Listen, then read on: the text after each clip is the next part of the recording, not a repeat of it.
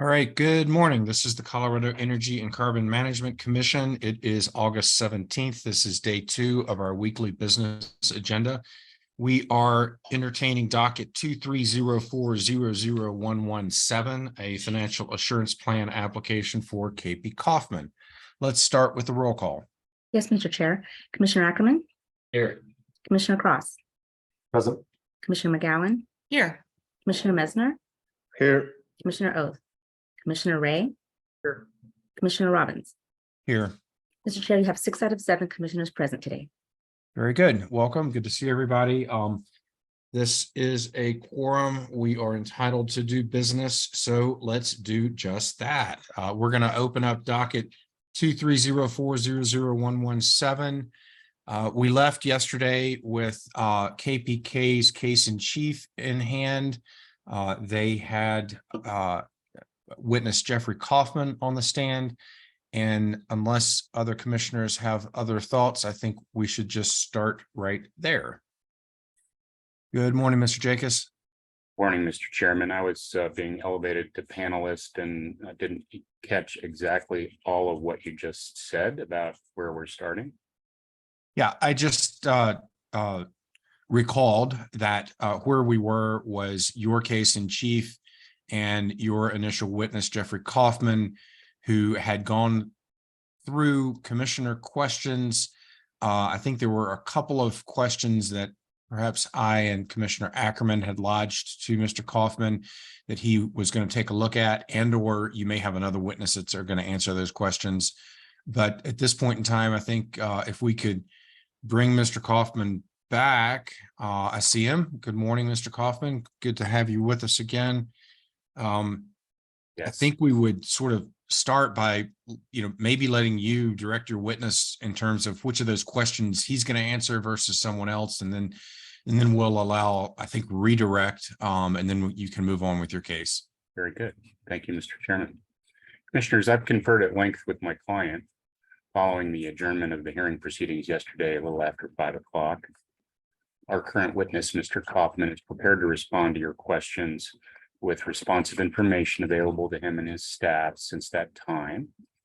Before he does that, I'd like to point out that KPK's demonstrated P&A costs are actually higher than the Commission's default P&A costs. So your concern and that of the RLD parties would seem to be focused primarily on reclamation costs. To the extent that's helpful, we wanted to point that out.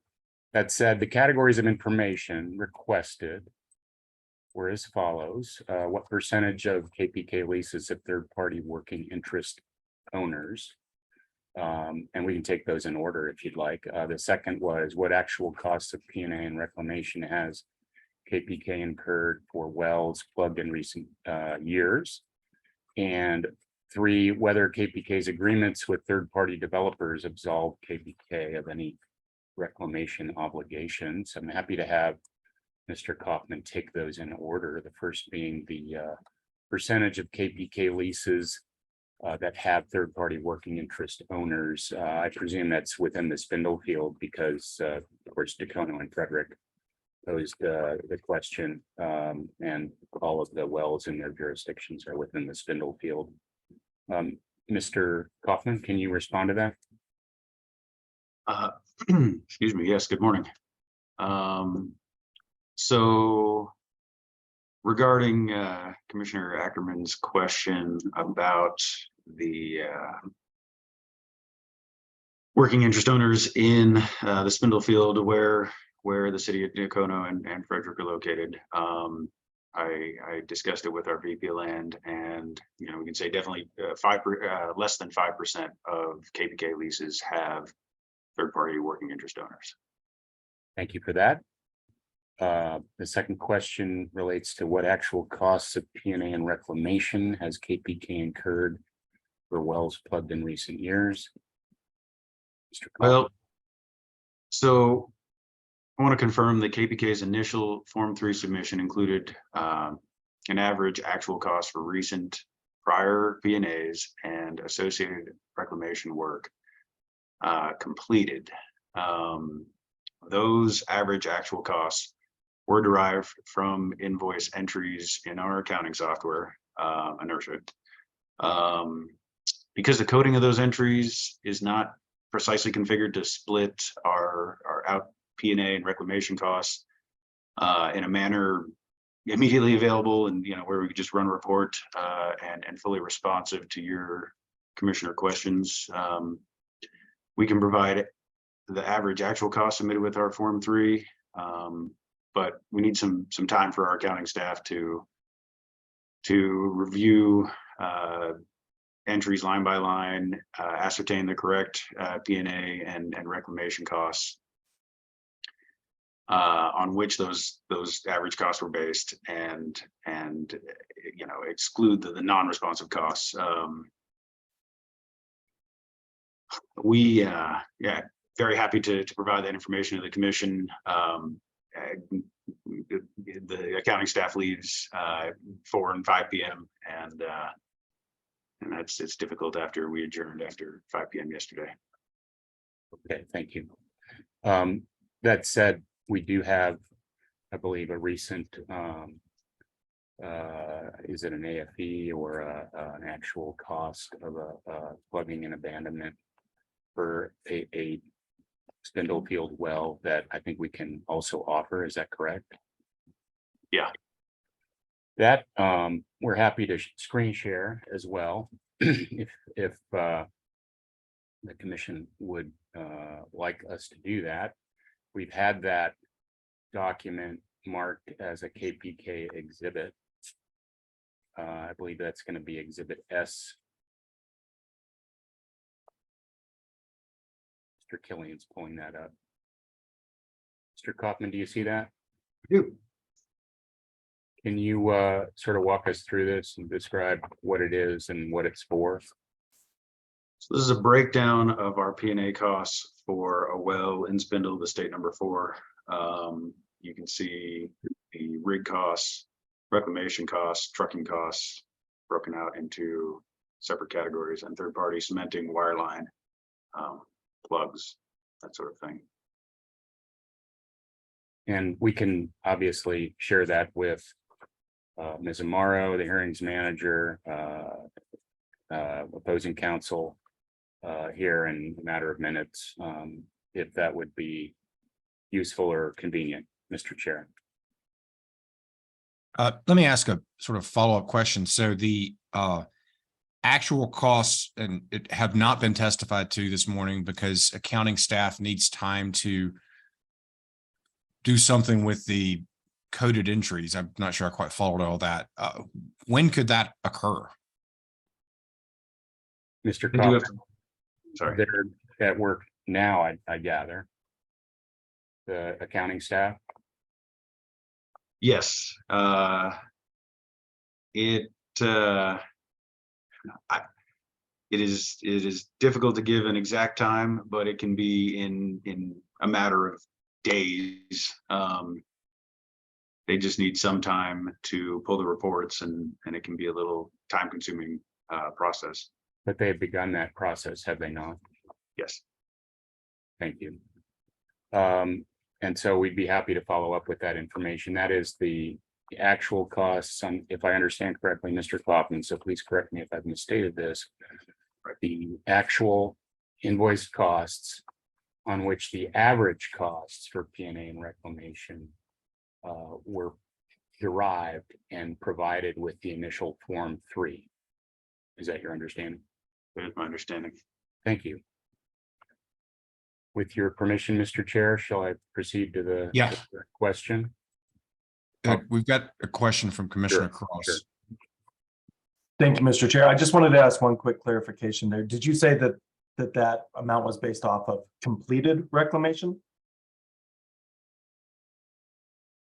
Or reclamation to date? No, completed reclamation. Okay.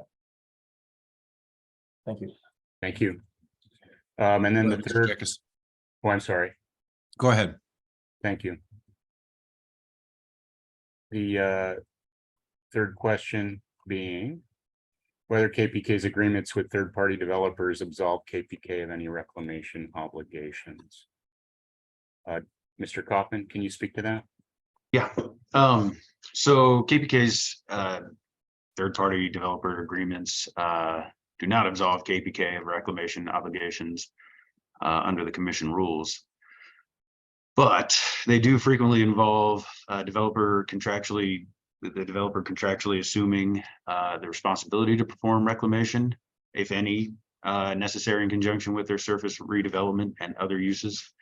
In KPK's experience, this is not uncommon in agreements between operators and developers involving plugging in, abandonment, and producing wells, particularly with significant primary production reserves remaining.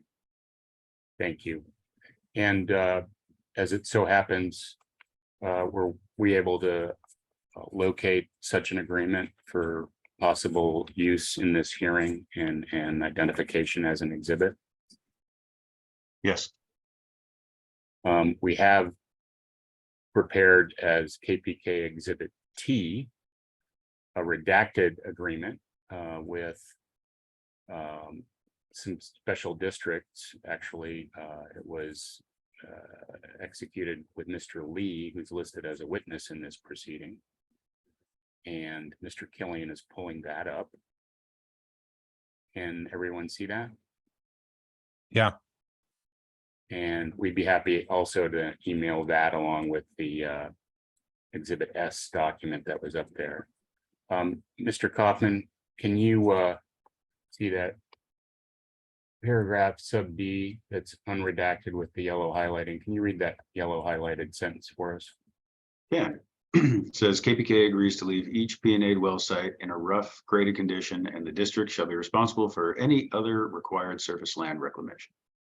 And that was, if we could scroll back up to the top, Mr. Killian, the districts, I believe, are the special districts represented by Mr. Lee, who executed this agreement. Is that your understanding? That is. Okay. Hopefully that is helpful in addressing some of those questions we were assigned at the conclusion of yesterday's proceedings. Commissioner Ackerman. Thank you, Mr. Chair, and thank you for being responsive to those questions, Mr. Jacobs and Mr. Kaufman. Very much appreciated. What I'm getting at with that last question, with the relinquishment of wells in rough condition to future surface use owners, as we talked about yesterday, KPK has found an opportunity to not do remediation in that type of situation and charge the subsequent surface use owner. And so what I'm trying to ascertain there is, does KPK view this as a potential business opportunity in the future? And is this something that KPK is looking at as a business strategy with any degree of frequency, or was this type of agreement kind of a one-off? Before responding, Mr. Kaufman, if I could ask for some clarification from Commissioner Ackerman. I believe you said remediation. I'm wondering if you meant reclamation. I did indeed. Thanks for the clarification, Mr. Jacobs. Thank you. Mr. Kaufman, obviously, feel free to answer the question. So we do take these as developers want to develop a certain section parcel of land. We evaluate each one, depending on their desires, on ours, on our, it's more than P&A-ing the well. We are giving up the future reserves of that well. We are giving up the surface location of the well. We're giving up, very often we relinquish our surface rights to their property. That would include, future development opportunities, drilling opportunities. So there's much more to it than just simply P&A-ing a well.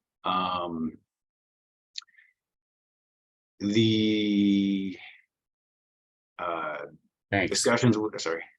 Oh, no, I'm just, thanks. I continue if you're not done, but. Yeah, no, does that answer your question? Yes, largely, thank you. And I noted that in the contract as well, and appreciate you reiterating that and I do recognize that there are other actions involved rather than just the third party P&Aing the well on your behalf. I guess I'll, Mr. Chair, if you'll allow me a little leeway, I just want to ask a pointed question associated with this, Mr. Kaufman, to you. Has KPK ever looked at a well that they believe should be P&A'd and delayed that P&A or waited on that P&A to see if this type of subsequent business development might materialize? Not to my knowledge, no. If we need to P&A a well, we P&A the well. Thanks, Mr. Kaufman. All right, Mr. Jacobs, thanks for the follow-up on those questions. At this point, I believe procedurally you're entitled to redirect of your witness if you have any. I have some brief redirect. Yes, Mr. Chairman, if I may. Yeah, just a second. One of our fellow attorneys has visualized himself. Mr. Prescott, did you have something? Mr. Robbins, Chairman Robbins, we just saw these exhibits S and T for the first time this morning. I wonder if the parties, will have an opportunity to also examine with respect to this new testimony. Yeah, I don't have a problem with that. I probably would like to give you an opportunity to study them over a break, and maybe we can call Mr. Kaufman back if you end up having questions. Is that fair?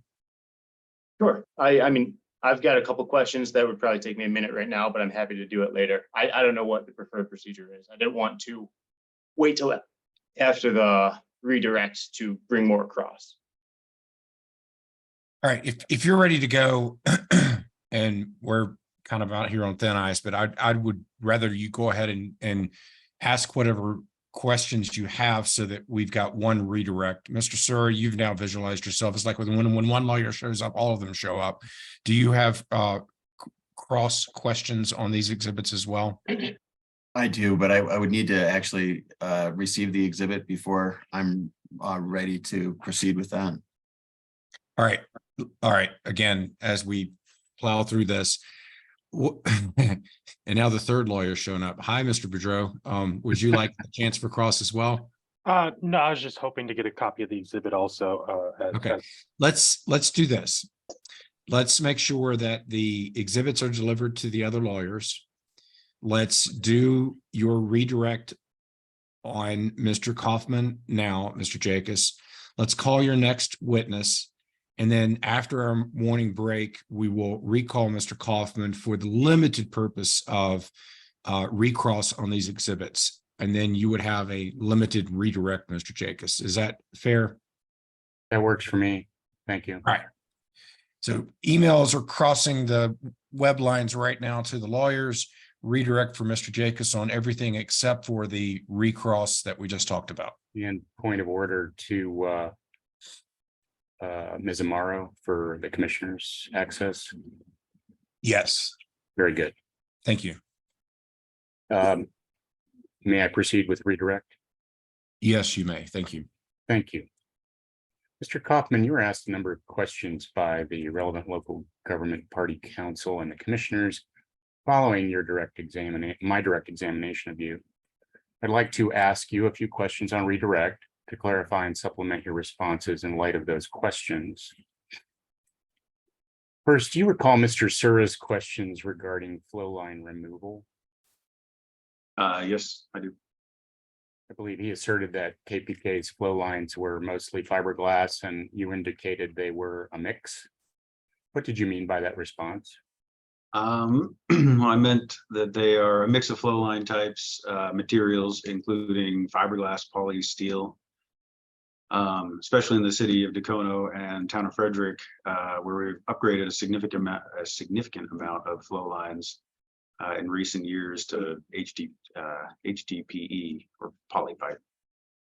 Thank you. Would the removal of polyflow lines require trenching and disturbance along the entire length of the flow line to be removed if abandonment in place was not permissible? It would not be no, it would not.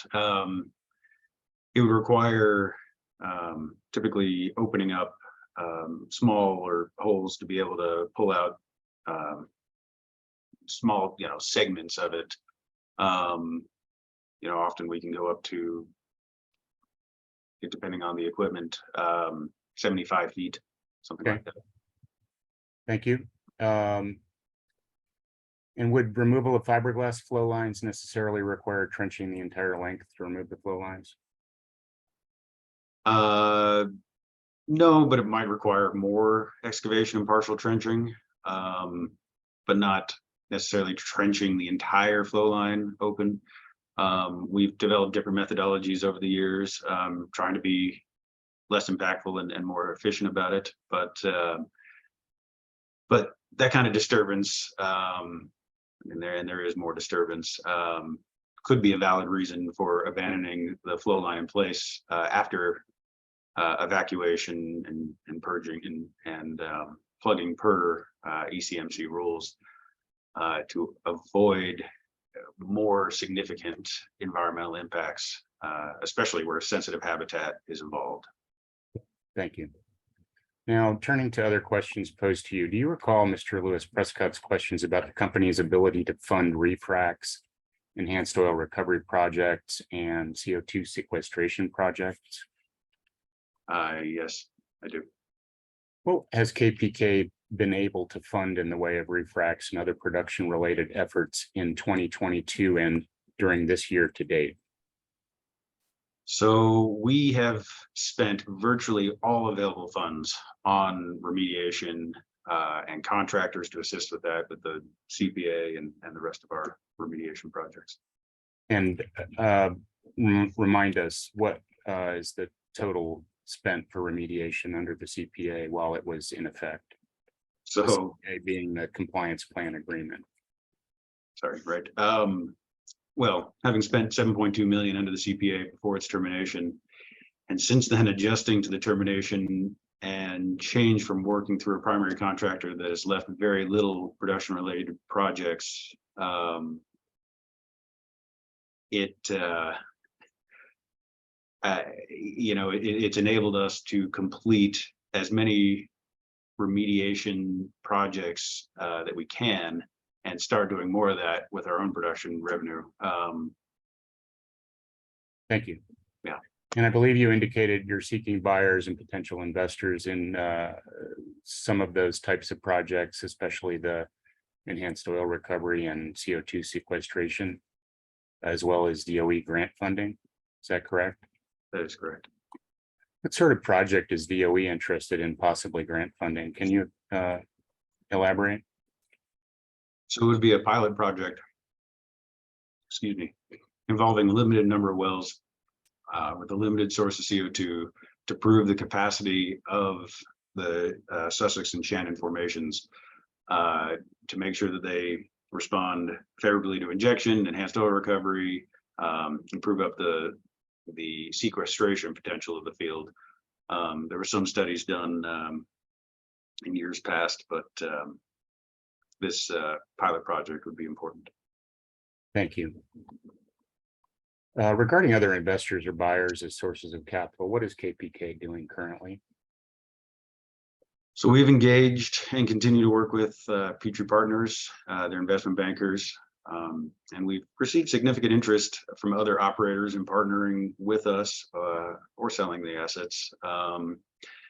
These are potential partners or buyers who wish to utilize our large land position and favorable geology of the Spindle Field to contribute to meeting our climate goals and to facilitate our ambitious energy transition in Colorado as part of their evolving business models. Does KPK's current financial condition prevent these partnership or sales opportunities from coming to fruition, in your opinion? No, it does not. You also were posed questions by Commissioner Cross concerning KPK's financial condition and ability to obtain financial or to provide financial assurance. Do you recall that? And KPK has provided the commission with significant information regarding its financial condition in recent months and years, has it not? Yes, we have, including the testimony by the forensic accounting expert, Mr. Greg Weiss. Thank you. And has the company's financial condition changed materially since Mr. Weiss last provided his opinions to the commission? No, it hasn't changed materially. We are able to conduct operations, perform remediation and investigation activities. We perform those functions, but we do remain a cash flow business. We're dependent on our production revenue to meet our monthly obligations. Thank you. Finally, you heard Mr. Lewis Prescott selectively quote from the transcript of proceedings in the Denver District Court concerning KPK's provisions of a security for the performance of remediation at open locations in the amount of $600,000. Do you recall that? Yes, Has KPK obtained such security for posting with the clerk of the court per Judge Lixon's ruling? yes, we have agreed upon language with staff counsel and upon terms with a surety and expect to post that security in a matter of days. Thank you. And that security is specifically for remediation obligations raised by ECMC counsel in its arguments to the court. Is that correct? That is correct. I believe that concludes my questions on redirect at this time, Mr. Chair. All right, very good. Your next witness, please. Thank you, Mr. Kaufman. If you give us a minute, we'll get Ms. Clark situated in our witness room. Thank you, commissioners. Let's take 3 minutes and we will reconvene at 9:33. Thank you. Jacobs, as we're waiting on Commissioner Cross, is your next witness in the panel here? I believe she's elevated. Our witness room should be the same email as for Mr. Kaufman. Mr. Killian is attending to that, so if there's an issue, he should come on and let us know.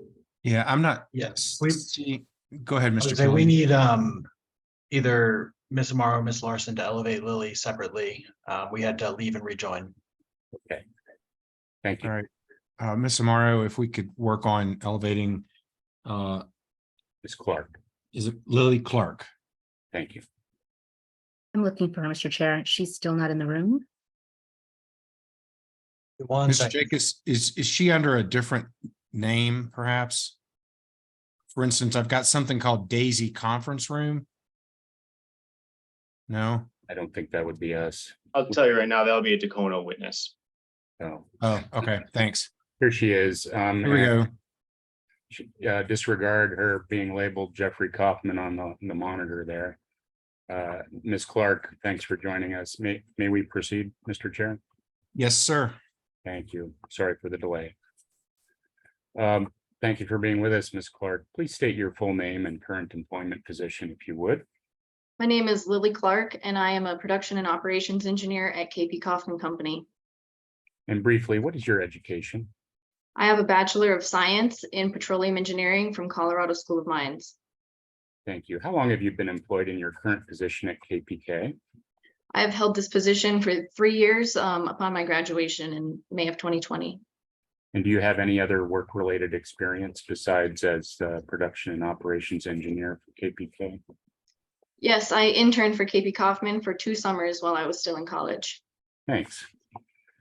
Your general job responsibilities as production and operations engineer for KPK include the plugging and abandonment of wells. Yes, among many other responsibilities, I oversee our remedial cement work, plugging and abandonment work, and I work with the regulators in the conduct of these operations. And you mentioned interacting with regulators. Would that include ECMC and the BLM? Yes, it would. And how many well plugging and abandonment projects have you been involved with in your 3+ years at KPK? I average about 15 per year, so I've done just under 50 total. Thank you. What sort of planning and approval is required for plugging and abandonment projects? So I create a P&A design that is going to be compliant with either ECMC or BLM rules. I then file the proper forms, get those approved, and then we execute the operation. Thank you. Who prepares those P&A designs? Is that you? Yes, it is. Have your P&A designs prepared in the last 3 years encountered any problems in the review and approval by regulators such as ECMC and BLM? They have not. Thank you. Ms. Clark, were you involved in the preparation of information supplementing KPK's Form 3 financial assurance plan? Yes, I worked on this with our COO, Jeffrey Kaufman. And what prompted the preparation of that information, that supplemental package? In July, we learned that another operator had supplied significant supplemental information and that their demonstrated costs have been conditionally approved by ECMC. Okay. What operator was that? Do you recall? That was Helena Resources. Do you know of Helena Resources other than having learned of their supplementation of a Form 3 in June and July of last year, or this year, excuse me? Yes, they operate wells in adjacent to KPK locations. After review of the Helena Resources supplementation package, how did you and Mr. Kaufman go about approaching the issue of using demonstrated costs for KPK wells that are subject to single well financial assurance under the 700 series rules? First, we started by breaking down our near 1,100 wells into different categories based off of characteristics that impact our P&A designs. Okay, and what factors were those? One was the type of facility that that well produces into, whether it be a single well facility, a multi-well facility, or a consolidation facility. Another characteristic was the formation or depth of the well that it produces from. And the last one was the type of artificial lift that that well is on, whether that be rod pump or plunger lift. And applying those factors to the universe of KPK wells, how many categories or subcategories of wells did you create? We came up with 18 subcategories.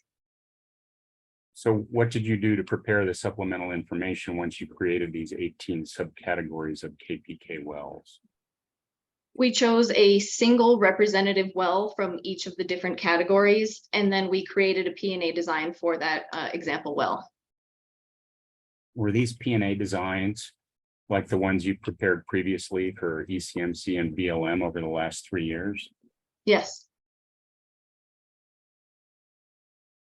What does preparing such a P&A design for each of 18 subcategories of KPK wells allow you to then do with respect to your use of demonstrated costs or documentation of those costs? So we can take that example well and its demonstrated costs and apply it to all of the wells that fall into that specified category. And that then gives us a company-wide representation of all of our costs for abandonment. And you did this for each subcategory for the 18 P&A designs? Yes, I did. And then you rolled them together across all of the almost 1,100 wells? Correct. And were those P&A designs and associated design specific demonstrated costs included in the supplementation package for KPK's Form 3 financial assurance plan that was submitted July 21st? Yes, they were. How was the demonstrated cost information from those many P&A designs tabulated by you for purposes of the supplementation package? I had a single Excel workbook, and I had a different tab for each P&A design. And then I had a single tab that summarized all of those designs. And was that workbook included in the supplementation package submitted to ECMC staff? Yes, it was. We submitted it in PDF format as that's how the e-filing requires it, but we did indicate that we could turn it in its native Excel format. Thank you. And has ECMC staff requested that Excel workbook be provided in native format? They have not. But that's still available to them if they want.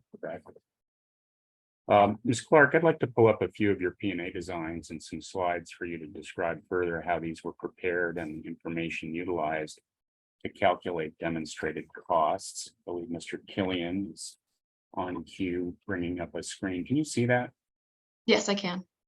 Very good. you're being shown some slides containing excerpts of KPK Exhibit D. Do you recognize this first slide after the title slide there? Yes, I do. This is the current wellbore diagram of the Elaine 4328. And what type of well is this? This is a Sussex well on rod pump, and it produces into a multi-well facility. And that defines the category of wells in which the Elaine 4328 fell, I believe, if I understand correctly. That is correct. What are some of the well-specific design elements indicated on this diagram for the Elaine 4328 well? So as you can see in this diagram, we've got a cast iron bridge plug with 2 sacks of cement on top of it covering the hydrocarbon producing formation. Then we've got the plug above that covers the primary cement job.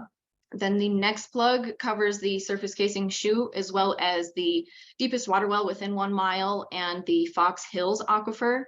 Then the final plug covers the lower Arapahoe aquifer, as well as the surface of the wellbore. And are those design elements reflected in design specific demonstrated costs? Yeah, so every element that is going to be required in a ECMC Form 6 approval is shown in this design, and we have all of the associated demonstrated costs shown. And are those something, actually, let's stop here, Mr. Killian. What are we looking at here, Ms. Clark? This is a map of the acreage estimate that our Vice President of Land, Avi Mailer, provided for us. And that's the Elaine 4328 location for which you prepared the P&A design, or part of the P&A design we were just looking at. Yes, it is. And then scrolling ahead, Mr. Killian, what are these tables doing? These show the different rates for and the demonstrated cost associated with this specific P&A design. And then those costs would be used to calculate P&A costs or demonstrated costs for all of the wells in the subcategory for which the Elaine 4328 was selected as the exemplar well. Is that correct? That is correct. Okay. Let's scroll ahead, Mr. Killian, to the next P&A design, if we may. What are we looking at here, Ms. Clark? This is the current wellbore diagram of the HEP 3132. What type of well is this? This is a Niobrara Codell well. It produces on plunger lift into a multi-well facility. And turning to the design diagram now, like we did for the Elaine, can you please describe the well-specific design elements in this? Yeah, again, we have cast iron bridge plugs with 2 sacks of cement on top covering the hydrocarbon formations. We've got another plug covering the primary cement job. Again, we've got the plug covering the deepest water well within 1 mile, as well as the surface casing shoe. And we've got the cement at the surface of the wellbore. Thank you. Scrolling ahead again, can we hear from you what we're looking at, Ms. Clark?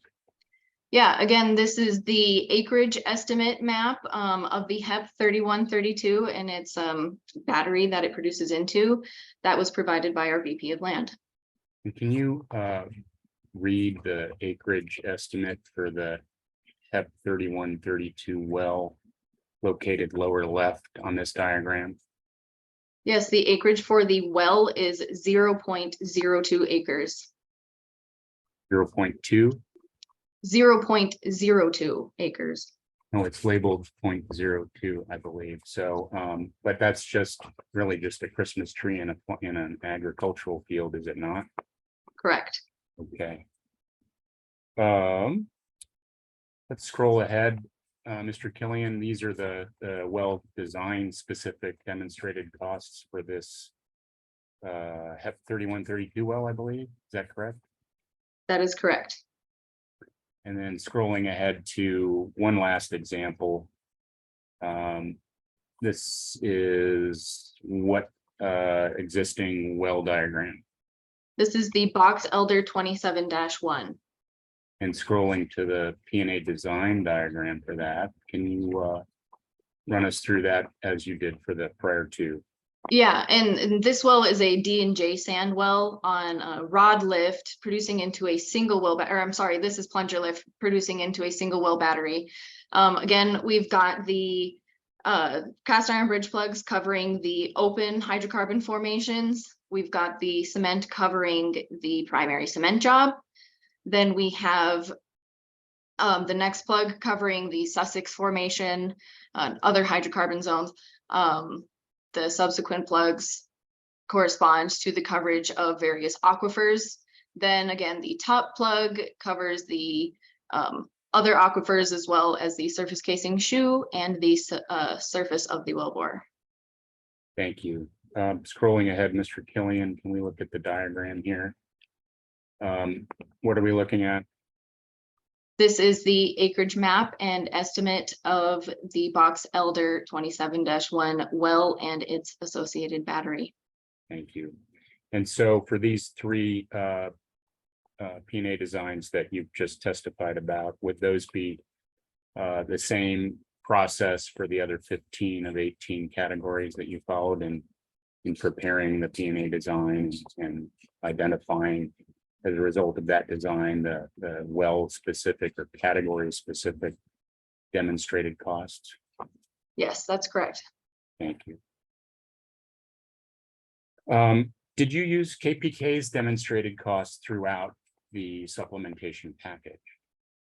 No, we decided to use the rates provided by Helena Resources as their demonstrated costs have been conditionally approved by ECMC.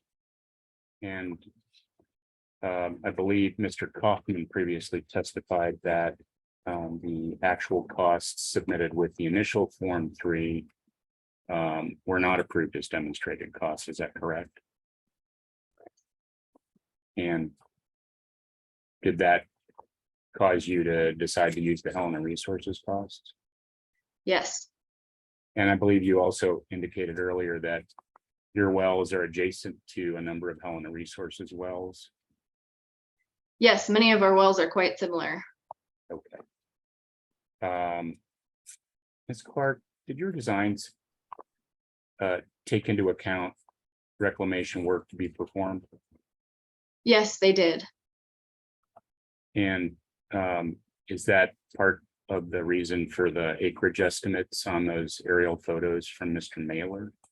Correct. Yes, our acreage estimates gave us what we needed to calculate out the demonstrated costs for reclamation. Are you generally involved in reclamation as part of your responsibilities? I am not. That is handled by our Director of EHS Compliance, John Peterson. So how did Mr. Mailer's acreage estimates affect or get used in your calculation of demonstrated costs for each P&A design? They mainly impacted the decompaction and seeding costs. Prior to the director's revised recommendation to accept KPK's demonstrated costs based on the P&A designs you prepared, did ECMC staff inquire of you or the company, to your knowledge, about the supplemental information that was submitted on July 21st? No, they did not. They simply reviewed it and gave their recommendation to accept those demonstrated costs. Thank you. I have no further questions for this witness on direct. Thank you, Ms. Clark. Reserve rebuttal and redirect. Thank you. Thank you. We now will recognize the other parties for cross-examination, starting with Mr. Boudreau.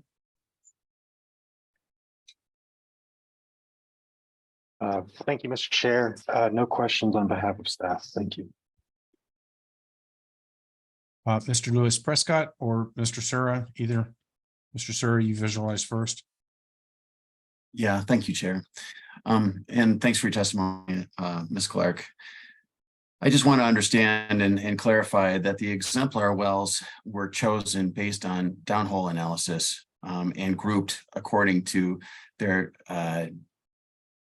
downhole, what it would take, frankly, to plug those wells. Is that correct? Not entirely. We took into account the facility that that well produces into, so that was a contributing factor to choosing our exemplar wells. And where is that information located in your submittal as to how you chose those exemplar wells and what they exemplify? I know in the presentation that we provided, as well as the Excel PDF, we have the different types of categories listed out. All right, thank you so much. That's all. Mr. Lewis Prescott. Thank you, Mr. Chair. Good morning, Ms. Clark. Before we get started, can I have Mr. Killian pull up Exhibit D, page 63, I believe it was, is one of the exhibits that Ms. Clark was just looking at. Ms. Clark, do you recall looking at this Elaine 4328 aerial photo?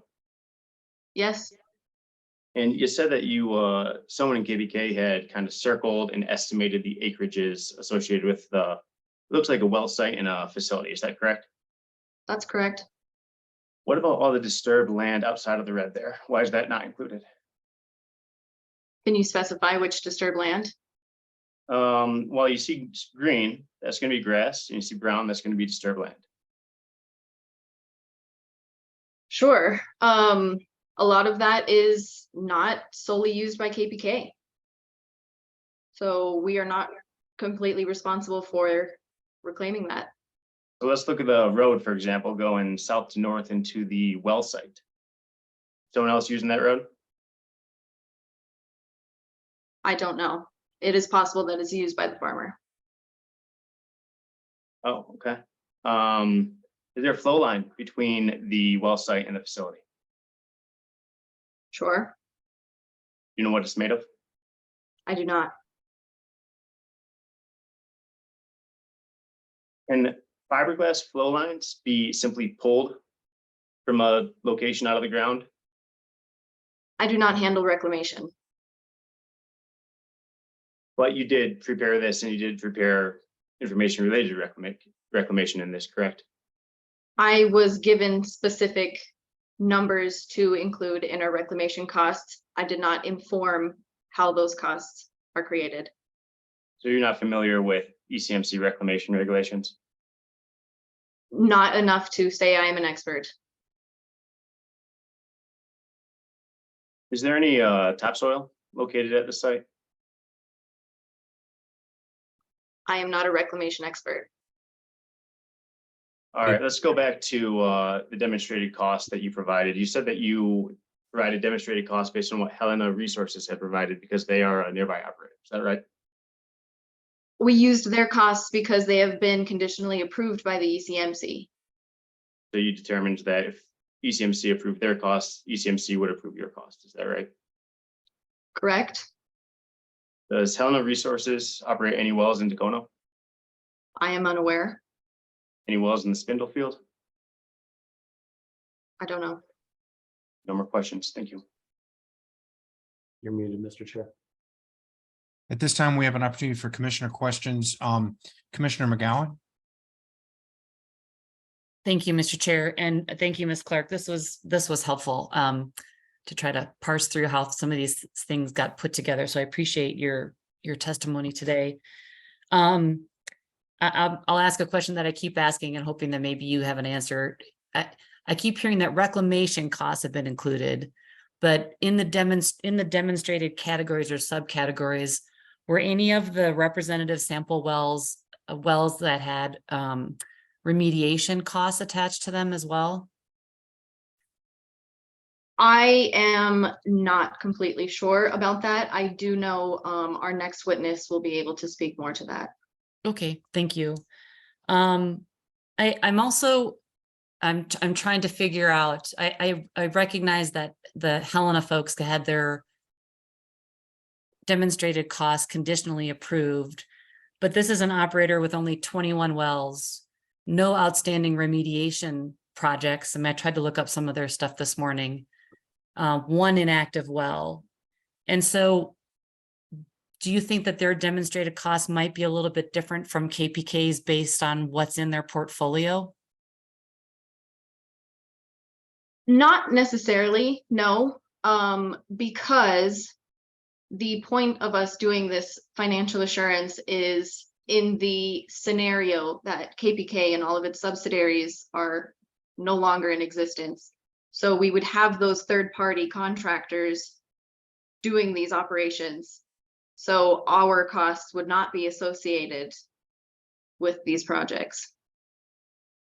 It would be the third-party companies that are the orphan well program contractors. Right. So I guess what I'm getting at is, from what I can tell at looking at Helena's submittal, for example, none of their wells have outstanding remediation issues right now. So their demonstrated costs by third party do not include the additional cost of remediating a site leading into plugging and abandonment and then reclamation. And so I'm wondering, because I assume that you know that KPK has a number of outstanding sites with remediation costs, that would be a part of demonstrated costs in your exemplar categories or wells. But Helena does not have that, I don't think, from what I can tell. So I'm just trying to figure out how you decided to pick a certain type of well and put it into a category, and whether or not it includes a site that has a remediation cost attached to it as one of your exemplar type of wells. And I hear you Sure. saying you don't know, so I'll wait for the next person. So thank you Okay. very much. Commissioner Cross. Thank you, Mr. Chair, and thank you, Ms. Clark, for your testimony. I want to build on a little bit of what Commissioner McGowan was just talking about.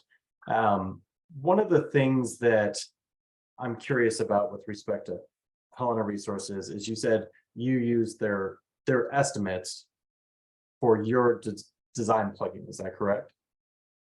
Their rates. Their rates. Okay.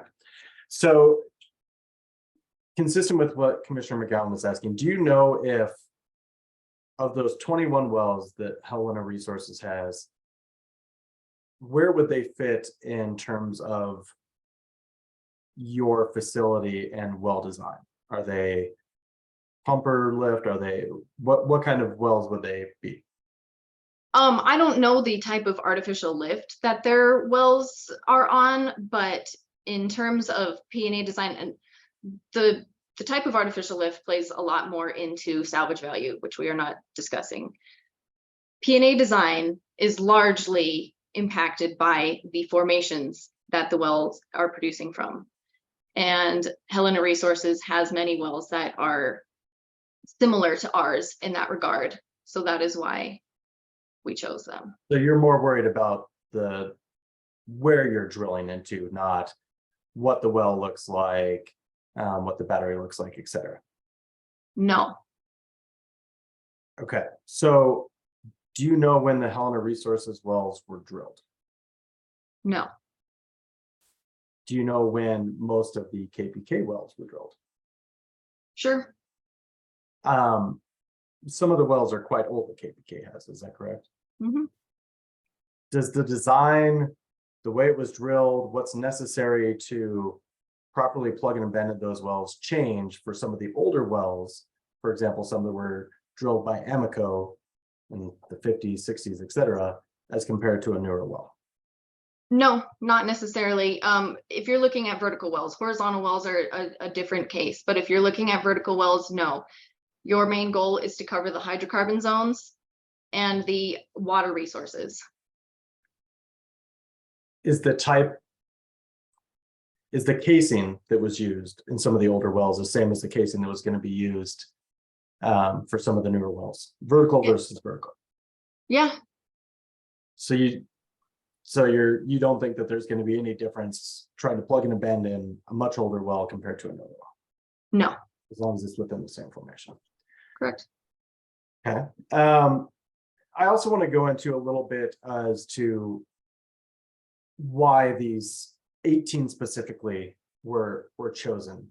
And I'm going to try and pull up here the beginning of your, and I'm sorry, I think it was exhibit D50, if I remember right. It was the presentation that broke down the 18 different types. So you have the single well rod, the multi-well rod, the multi-well plunger, etc.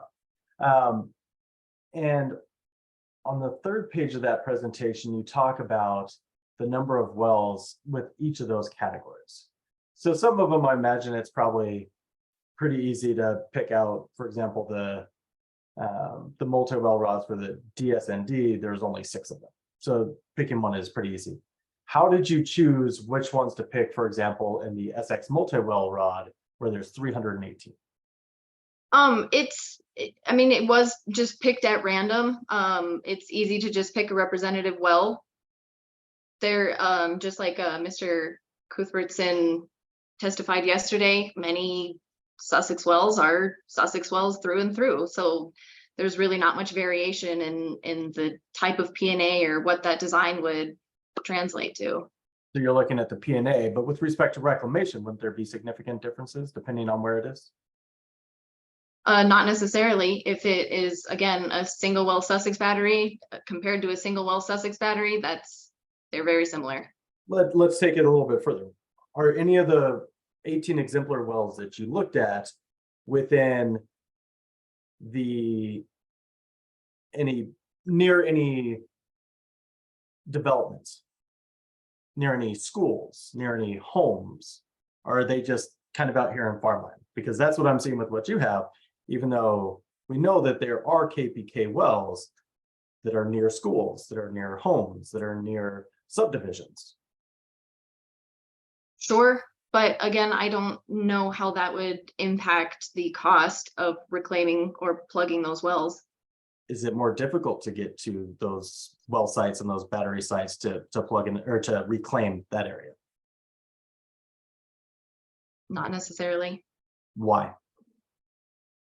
because we have our surface access rights. So just because you have surface access, it's just as simple as tilling the ground, planting some seed, and then you're on your way. Again, I do not deal with reclamation. So with respect to the reclamation aspect and understanding the P&A, you're saying as long as it's within the formation, it's within the formation. But the P&A is why you pick these kind of at random, but reclamation aspect of things had nothing to do with why you chose these. No, the reclamation went into the different types of facilities that we chose. That's why we have a consolidation facility example, why we have multi-well facility examples, why we have single well battery examples. Again, understand that, but with respect to where they're located, farmland, not near schools or anything, that had nothing to play in. Sure. And so to confirm, when KPK initially submitted their demonstrated costs, KPK used KPK subsidiaries and the cost that they would be charged for the plugging and abandoning and reclamation. Is that correct? Yes, we used our internal rates. So, but where Helena came in is in July, you redid it based on these 18 exemplar wells using the rates that Helena used in theirs. Correct. For all aspects, or was there anything that you did not use? We didn't use their cement because our cement contractor has lower rates. And is that a subsidiary or is that a third party? So That is a third party. I think those are my only questions for right now. Commissioner Messner? Thank you, Mr. Chair. Thank you, Ms. Clark, for being here today. Just a couple of questions. I mean, I think I heard you testify that you were responsible for overseeing 50 wells over the last few years that were plugged and abandoned. Is that correct? That is correct. And are you just responsible for the plugging and abandonment activities, or are you also responsible for overseeing the reclamation and other aspects of that. I am not responsible for reclamation. Okay, so your expertise is only in downhole stuff, is that correct? Correct. And so you have you would defer to someone else within the company to determine reclamation costs, to determine reclamation needs, to determine remediation needs or anything else associated with stuff other than downhole P&A activities. Is that correct? Correct. And that is what we did. Okay. In the 50 wells that you P&A'd over the last few years, I guess I'm struggling to understand why you would not utilize that information in your determination of costs associated with showing your demonstrated costs. We did originally, and they were rejected by staff. So that is why we went with third party. Are there subcontractors associated with those, or is it all associated with subsidiaries of KP Kaufman? Most of it is KP Kaufman, but we do use third party for cement and wireline. Okay, so as I'm looking at those initial submissions, that a lot of them are redacted and they're difficult to actually ascertain costs from. You know, the invoices that were provided from Halliburton or some of these other companies, they weren't actually utilized in P&A activities that you entered into. I'm not sure what invoice you're referencing exactly from Halliburton. Okay, I'm just referencing the submittals that were provided in the initial Form 3 submittal, and so I've reviewed those, and I'm just trying to understand what evidence you've provided in order to back up your demonstrated costs, because I think that's an important thing to do. But at the same time, what I'm hearing you say, and I just want to reiterate this, is that in the submittal, you're essentially in the submittal that you provided on July 21st, you've basically determined that any previous submittals associated with P&A activities are null and void, and based your demonstrated costs purely on Helena Resources and their activities. Is that correct? We used their rates for our designs. Okay, so are you still trying to utilize these submittals that were provided in the initial Form 3 to determine certain costs associated? Because it's confusing me at this point. I mean, I see a bunch of numbers on a spreadsheet and I see very little evidence that backs up any of these numbers. And so I'm trying to tie the evidence to the numbers you provided in the spreadsheet. And it's not clear to me what's tied to what and what you're utilizing to make what determinations. Lots of numbers on a spreadsheet, which is great, but no clear tie to either the utilization of Helena Resources, demonstrated costs, or to previously submitted evidence in your initial Form 3 submission. So our initial Form 3 submission had our actual costs. Staff rejected those. We then obtained the third-party costs using Helena Resources provided rates that have been conditionally approved by ECMC. So we are now using those as our demonstrated costs. So you're not utilizing any of the previous exhibits, is that correct? Correct, because they have been rejected. Okay, thank you. Commissioner Ackerman? Thank you, Mr. Chair. Just a couple of questions. Thank you, Ms. Clark, for being here. Along that same line, did staff inform KPK as to why those initial figures were rejected? I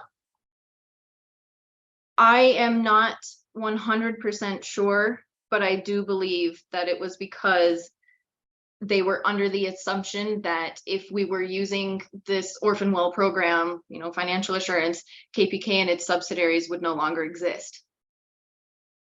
Thank you for that response. And from my understanding of the documentation, part of the rejection was associated with that KPK was using KPK, not subsidiaries, but KPK arms to do some of the work, which wouldn't be realistic costs for the average P&A of wells. Does that ring a bell at all to you?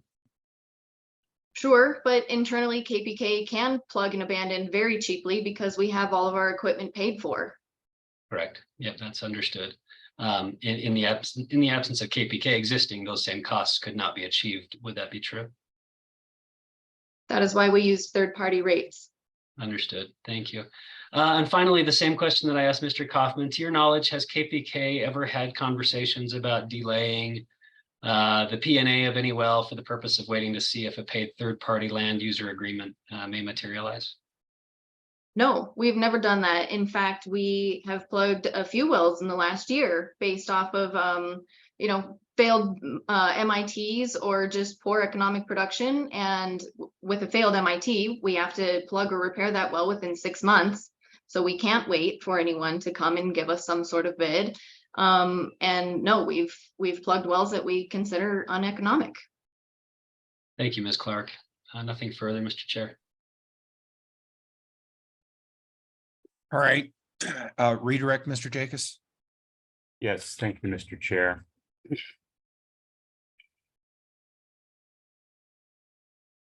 I believe you were asked a question, I'm thinking it was Commissioner Cross, regarding the P&A design requirements for older vertical wells. Is there any distinction between older vertical wells and newer vertical wells in the ECMC rule requirements for P&A design? No, So they're all treated the same by the rules, they are. and that's why the design would not vary depending on the age of the vertical well. Exactly. Okay.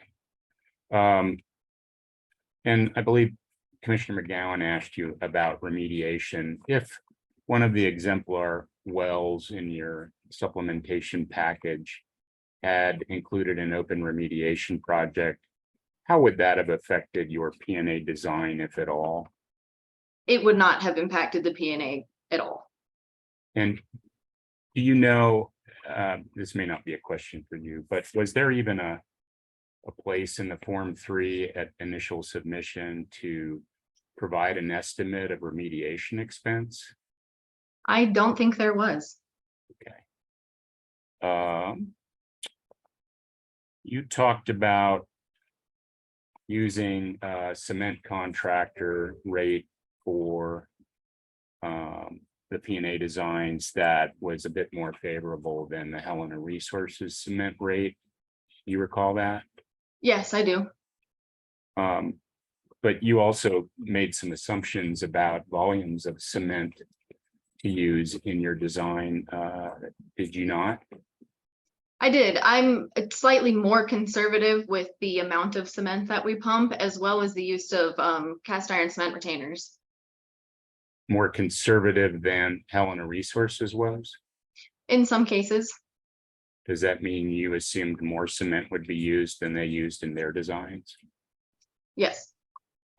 By conservative, you're using more cement to be more safe, I guess. Yes, more coverage. And when you utilize cast iron cement retainers, you get more control about where the cement is going and staying. Okay. Do you know if Helena Resources is a P&A contractor for the ECMC? I know that they are an active bidder in the Orphan Well program. Okay.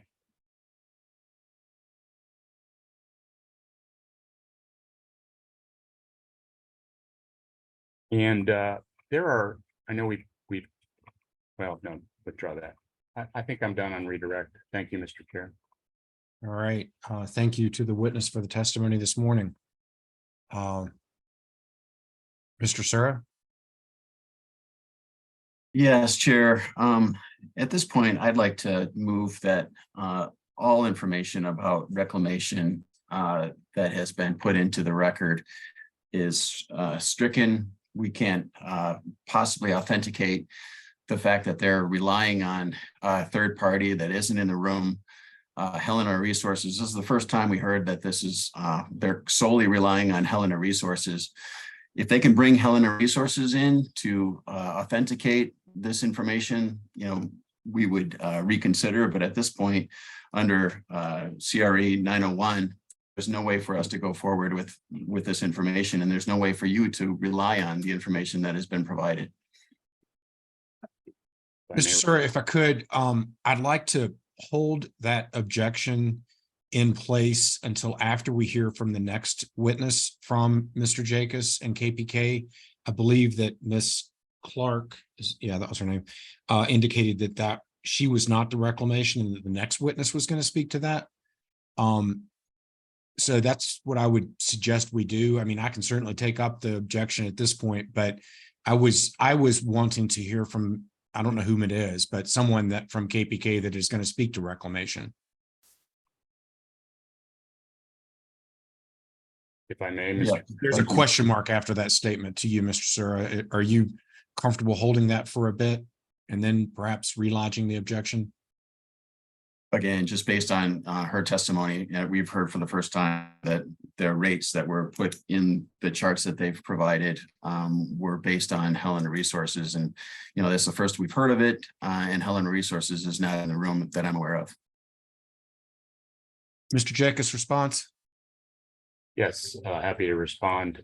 We would oppose such an objection. We believe that the information is available to all operators, counsel for the relevant local governments and the public via the financial assurance Google Docs folder, where all non-CBI information for all operators is obtained.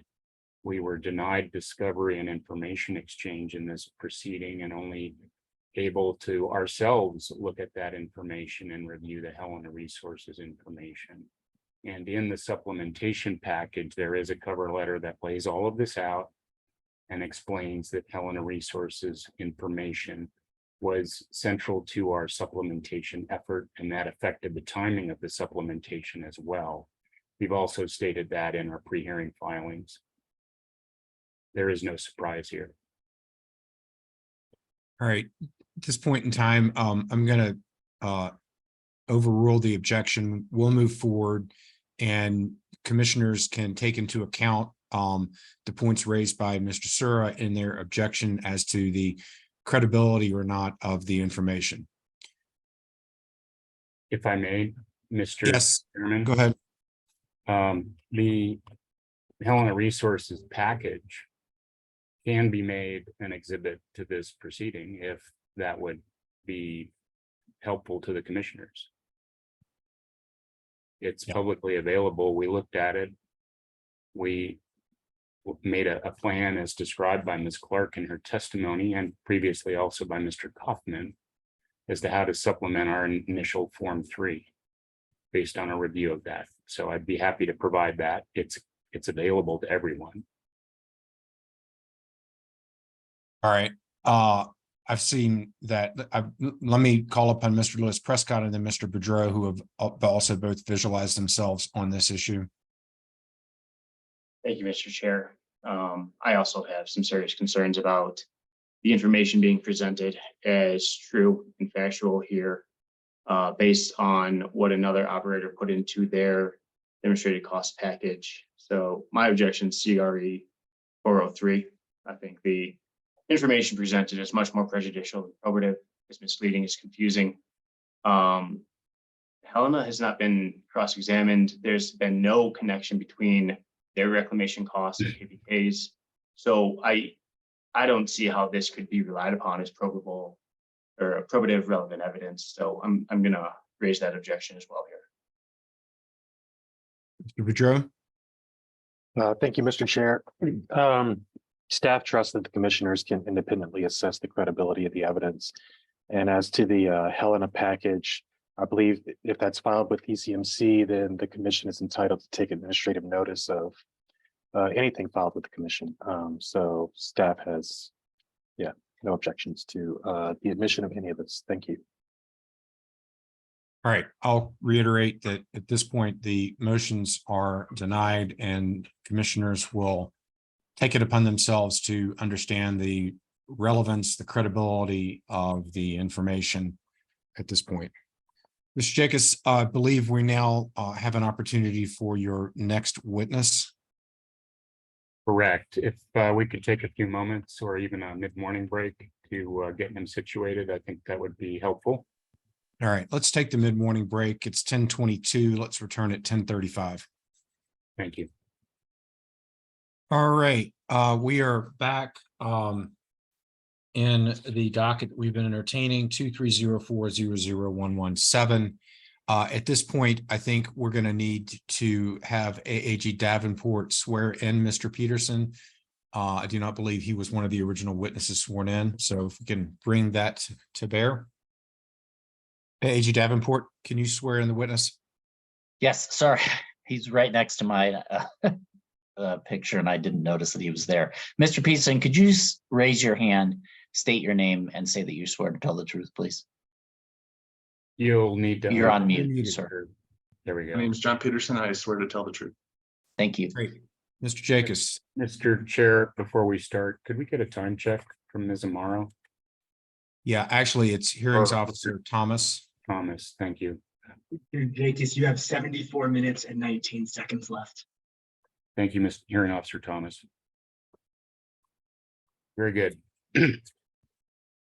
Mr. Peterson, please state your name and current employment position for the record. My name is John Peterson. I'm the Director of Environmental Health and Safety at KP Kaufman. And what is your educational background briefly? I'm a geologist and I have postgraduate work in business. Thank you. How long have you held your position as Director of EHS Compliance with KP Kaufman? I started here in KP Kaufman on May 15th of this year. And whom did you succeed in that position? Craig Meese. And what is your recent professional experience prior to joining KPK in May of this year? Yeah, I've spent 30 years in the environmental consulting industry, 26 of which were for LT Environmental, ultimately as their chief operating officer. LT Environmental is one of the premier oil and gas environmental consultants in the Rocky Mountain region. And was LT Environmental acquired by another national firm? Yeah, LT Environmental was acquired by WSP in 2020. And I was there afterwards for 2 years and then was recruited away to another environmental professional services organization. And just for reference, did you appear on KPK's behalf in prior hearings before this commission in another docket within the last year or two? Yes, I have. And that's when you were at WSP? That's correct. Okay, thank you. Do you recall, excuse me, have you reviewed the relevant local government parties' presentations and listened to their opening statements and cross-examination questions yesterday and this morning? Yes. And do you recall their assertions regarding KPK's alleged lack of consideration for factors identified in the statement of basis and purpose for the financial assurance rules with respect to KPK's financial assurance plan using demonstrated costs? Yes. Do you agree with those assertions? No, I do not. Can you elaborate for us on the basis of your disagreement, please? Sure. I was asked by Jeffrey Kaufman to consider the factors that are in the statement of basis and purpose, considering wetlands, priority habitats, sandy soils, slope cut and fills. There's a variety of those factors that need to be considered when you're doing plug and abandonment procedures and reclamation. And so I had to devise a way to try and analyze to what extent those factors play in our costing scenarios. And so what I did was look at the areas in which we operate in eastern Colorado. I drew a box around some of these areas where the wells are, and I started to look at some of the physical site conditions that comprise those areas. I estimated the extent to which those operations overlap. So for example, I drew a box around the Wattenberg area, and I looked at that area relative to the mapping of wetlands. I then used a standard geologist technique of percentage estimations by visual observation of spatial distribution, and estimated the amount of places that wetlands intersect with the area that we operate. And those estimations were used and provided to to Jeffrey for consideration in the costing and any alterations to those costs that they might need for the reclamation processes as they rolled up across the entire operating area. Did you document this procedure you described for considering a number of the SBAP factors with respect to reclamation and demonstrated costs? Yeah, I believe it's called Exhibit Q. It's a memo with some attachments and maps and some data sets of the analysis that I did. Mr. Killian, if you could pull that up, I'd like Mr. Peterson to walk us through that briefly. Sure. As I said, the statement basis and purpose items are there bulleted. The remediation issues, oil and gas, salt kills, oil and gas locations, high priority habitat, topsoil. As I said, I looked at a map of where we're operating. I drew a box around that map and then started overlaying. So for the wetlands areas, I looked at the National Wetland Inventory map.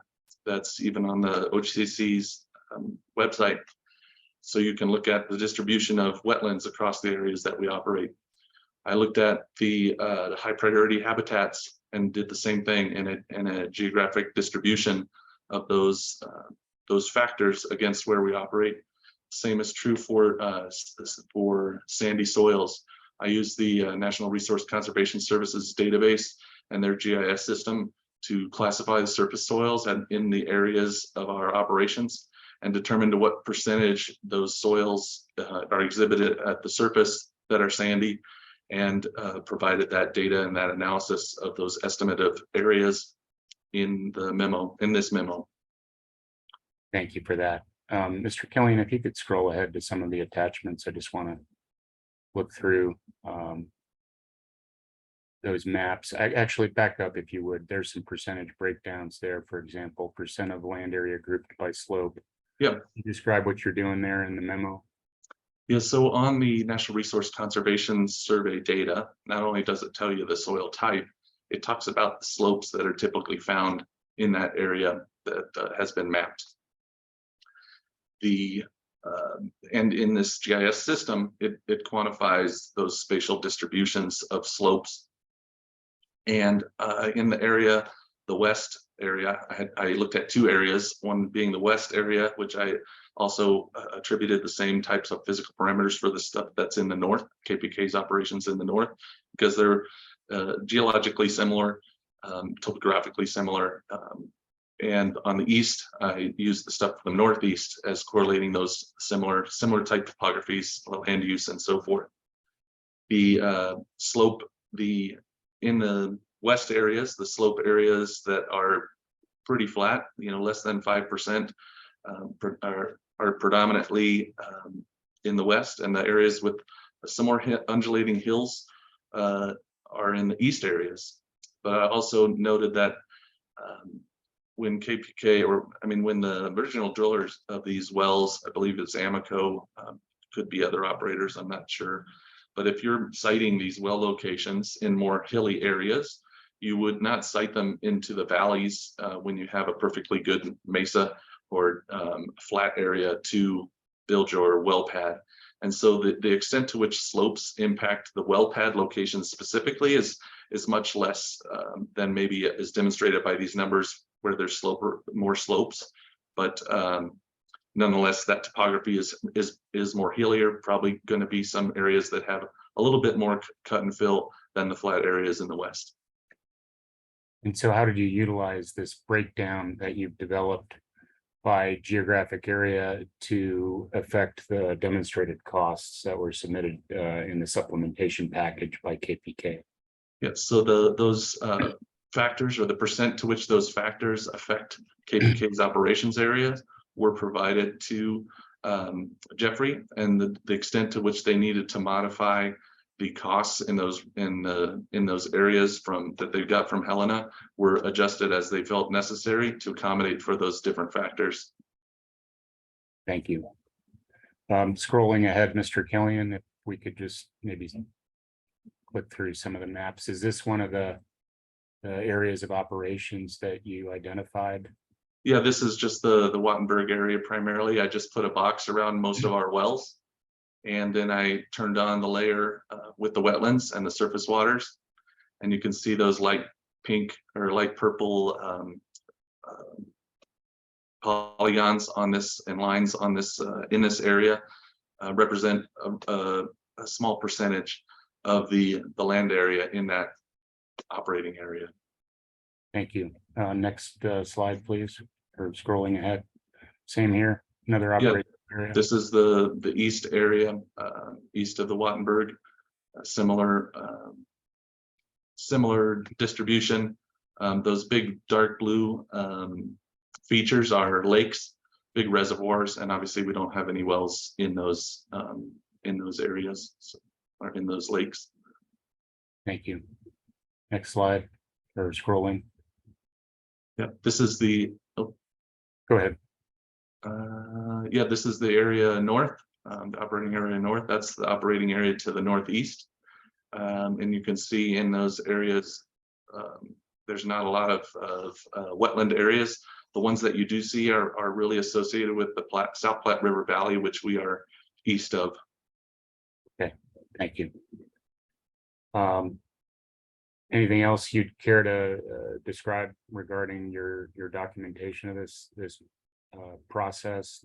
No, I felt like it was a reasonable way to try and quantify associated costs with the factors that are in the statement of basic purpose. Is basically a distribution against our whole field of assets, and to what extent those factors might be need to be considered in the cost of remediation or cost of reclamation.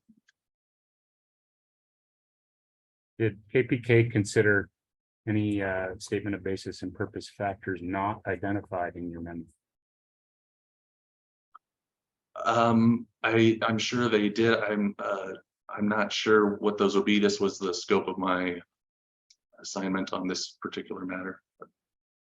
Did Ms. Clark consider any factors? Absolutely, yeah. Obviously, all the things she testified about, the cost for reclamation, the cost for downhole work, the what type of facilities there, the size of these facilities, all of those types of factors that she testified on. Yeah. Thank you. I have no further questions on direct for this witness. Reserve, rebuttal, and redirect. Thank you. Mr. Boudreau. Thank you, Mr. Chair. No questions on behalf of staff. Mr. Sura. No questions, thanks. Mr. Lewis Prescott. Briefly, thank you, Chair. Good morning, Mr. Peterson. Morning. You started with KPK May 15th, 2023. That's correct. You handled any reclamations for KPK? Yeah, we are in the process of doing reclamations right now. We have active sites that are in P&A process and include remediation as well as plugging and abandonment, removal of equipment. Yes. So the active P&A sites have remediation? Some. How many active P&A sites are there right now? I don't know the exact number, but just a good handful. I'd say maybe 10. And where are they located? In the Wattenberg area, in the close to Highway 7 are the ones that I'm thinking of. There's a few others, but most of them are in the Wattenberg field around Highway 7. And how much is it costing to P&A remediate and reclaim those wells? Which wells? The ones you just referred to that are in the active P&A. I don't cost out plugging and abandonment of wells. That's what Lily has presented on. But the sum total of the cost between the plugging and abandonment and the reclamation can vary greatly depending on the site conditions. The specific requirements that the landowner wants, whether they want to leave the area for redevelopment, whether they want it reseeded. So when KPK has a deal with a landowner to plug some wells and allow them to develop, reclamation gets waived, so there's really no reclamation cost in that scenario. Is that right? Typically, yes, there are very small reclamation costs other than bringing fill back in to fill in holes from equipment that was removed. But the surface, it doesn't make sense to seed or work that ground, knowing that they're going to come back through and excavate and recompact for construction and development of industrial or residential properties. So you haven't seen a reclamation project approved yet, have you? We haven't sought final reclamation approval on any of the active sites yet because we're not at that stage. You talked about the factors that you looked at in preparing your report here, or the information submitted to the ECMC. One of those factors is topsoil. I didn't hear you testify about topsoil. Can you tell me more about that? Sure. Topsoil, it's often not needed in areas that are on ranch lands. You don't want to bring in soil that can grow agricultural crops when the land is used for grazing and cattle and ranch operations. You want to match the existing soils that are around there. So you wouldn't necessarily bring in topsoil into a place that has that doesn't have agricultural. On the agricultural side of the house, where you're reclaiming land in the farmer's field, the soil that is there is ripped and mixed with the existing soil and tilled in there. And so sometimes you need to bring in a little bit of soil for amendment. Sometimes it's just fine.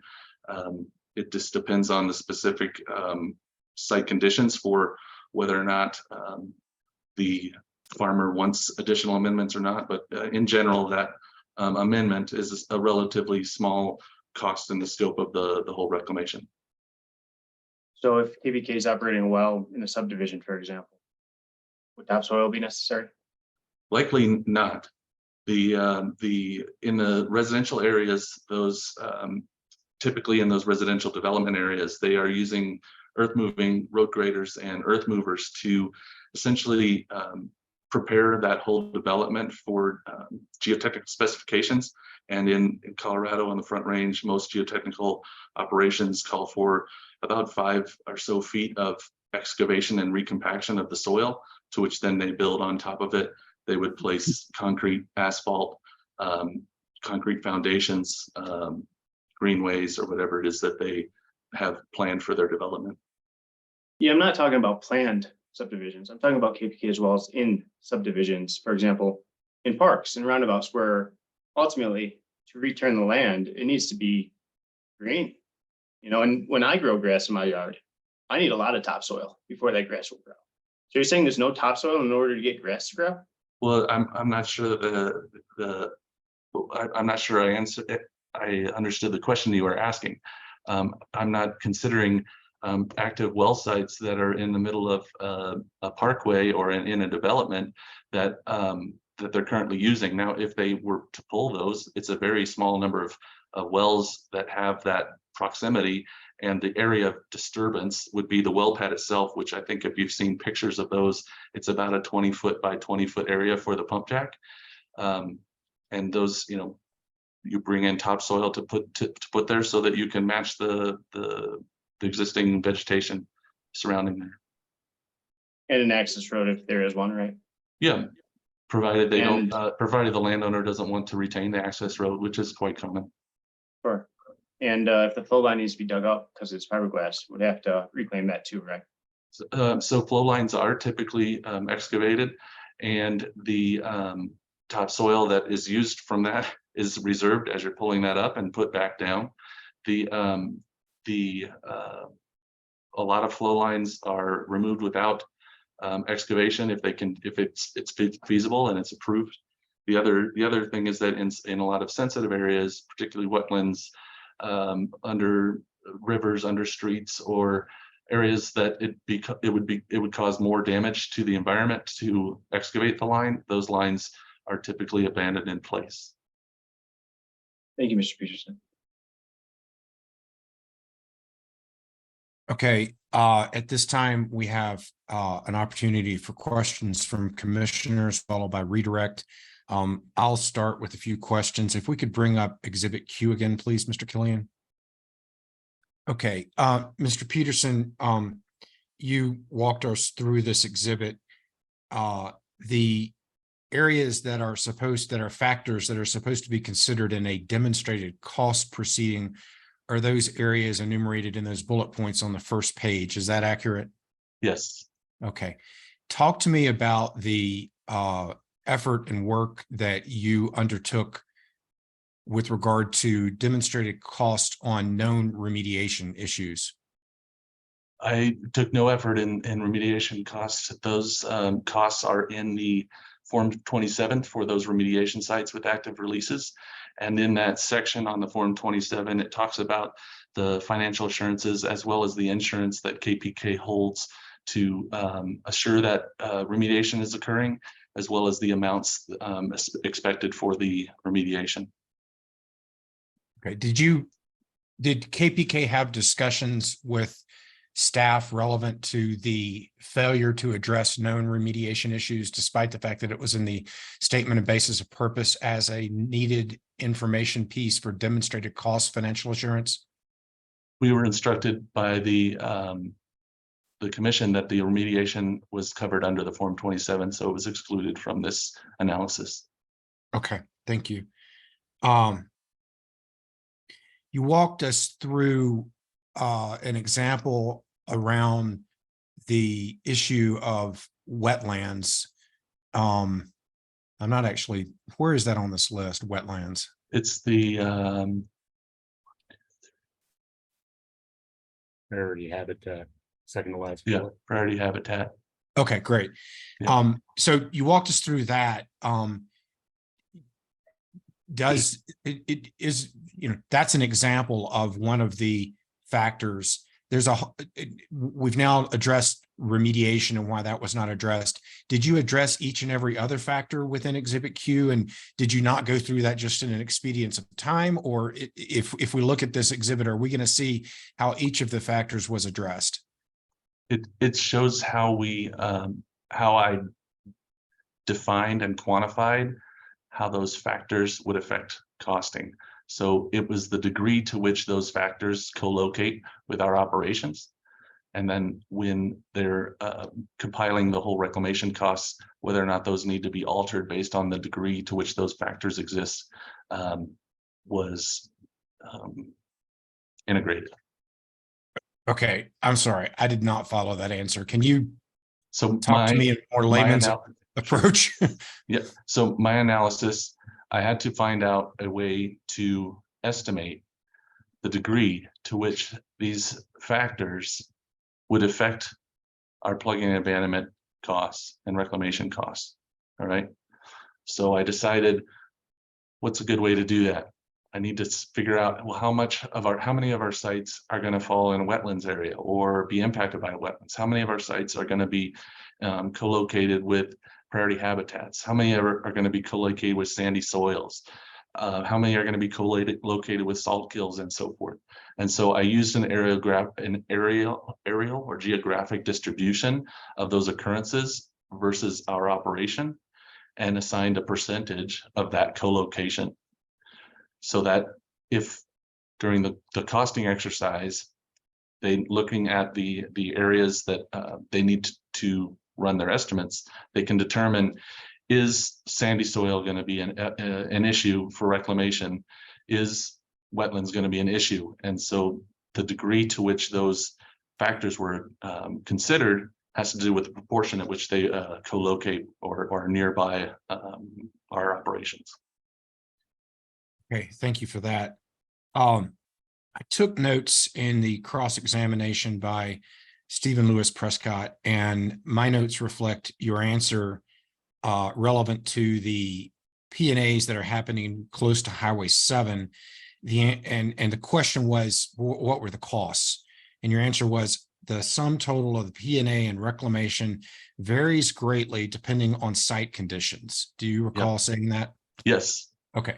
How do you square that statement, which I believe to be true, with the concept of taking 18 exemplar wells when you've got more than 1,000 wells, and each you know, the costs are going to vary greatly depending upon site conditions. How does the 18 work? How does that factually work out? Yeah, you have to make assumptions on what's representative and then correlate that across the whole field, right? And so I don't think that the exercise requires you to do site-specific assessment on every site in order to quantify what's a reasonable financial assurance for and cost for a given site. So it would be extraordinary effort to do that on a site-by-site basis. And so the exercise is to find things that match your conditions and to put cost to them and then extrapolate those out on the number of sites that match with the conditions that you've just set. So on the specifics on the wells at around Highway 7, I could be in one area within 50 acres, and that area needs to be reclaimed all the way with vegetation and reseeding, and another area that's 50 acres or 50 acres away that doesn't require that. And so the costs in between those two are different, as well as whether or not you're on a place where they're going to redevelop, what the landowner wants, how many whether or not it had a large tank battery there or a small tank battery, if it's just a wellhead, if it's just the road in the wellhead, whether you're going to abandon lines in place. And so all of those assumptions get made into the model as you look at representative samples of the work to be done. And so you build that representative model for the varying conditions and then extrapolate that across your entire asset. Okay. Thanks for that. Next, commissioners with questions. Commissioner Messner. Thank you, Mr. Chair. Thank you, Mr. Peterson, for being here today. So did you do any site-specific analysis as part of this information that you provided? No, it was all field-wide analysis. Yeah. Okay, so not even any site-specific analysis with the 18 exemplary wells. Correct. The analysis was based on the factors that occur in our areas of operations and to what extent those might affect the pricing that's associated with the 18 exemplary wells. Okay, and to your knowledge, was the reclamation costs associated with the 18 exemplary wells provided by KPK and their demonstrated cost information based on anything else besides Helena Resources demonstrated costs? Well, yeah, they took into account the factors that they asked me to consider. Okay. And I note that the information that you provided in the memo was dated August 3rd. Is that correct? I believe so, yeah. Okay. But staff's response and the supplemental information that was provided by KPK was dated, well, the supplemental information provided by KPK was dated July 21st, and staff's response indicating that they would accept demonstrated costs was dated August 2nd. So is it possible that this information actually wasn't received until after these determinations had been made? I think the exercise was more as a confirmation of the estimates that they've made, that those factors, how significantly do they impact the site, the original model considerations. And I think so what information did you provide staff associated with this before they made their determination? I'm sorry, what was the question again? What information did you provide directly to staff if this memo was not it, prior to them making their determination on demonstrated costs? I provided them this exhibit Q, so that's what I. But this exhibit Q came in August 3rd, and so that would not be possible to have them to have reviewed this if they made their determination on August 2nd. Well, I'm not sure what all went into their determination, but I know that they were using demonstrated costs for those types of activities. And the reason that I was consulted was to determine whether or not those assumptions that they made in their analysis were valid and whether or not they needed to be modified. Okay. And so just to recap here, so you didn't do any site-specific evaluations, you didn't do any evaluations on the 18 exemplary wells. The information was provided after staff had made their determination on demonstrated costs, and you don't really know whether or not Mr. Kaufman was utilizing information that you provided in any kind of determination short of utilizing Helena Resources numbers for demonstrated cost in reclamation. Is that fair to say? I'm not aware of them using, well, I didn't provide any other information other than what was in the exhibit Q. But as Okay, far as thank what they you. did with it and what they did on their side with the reclamation costs and assumptions for going into their models, I did not participate in that piece. Thank you, Mr. Peterson. Commissioner Cross. Thank you, Mr. Chair, and thank you, Mr. Peterson, for the testimony. I want to follow up on a couple things. Consistent with what Commissioner Messner was just talking about, when did you first start looking at the estimated cost and the implement? Was this before July 21st? Obviously, the memo that you're talking about is, as Commissioner Messner just brought up, was August 3rd, but when were you asked to start looking at this? Yeah, I mean, it took a week or so before to start developing that and to do that analysis, track down those data sources and devise a plan for my analysis of those impacts. And so I want to go to a couple of the things that were brought up. You talked about, in response to some of Chair Robbins' comments, you said you're really intending to look at what you called representative samples that are then built into the model. And as you said, it can vary greatly depending on site conditions. You talked about,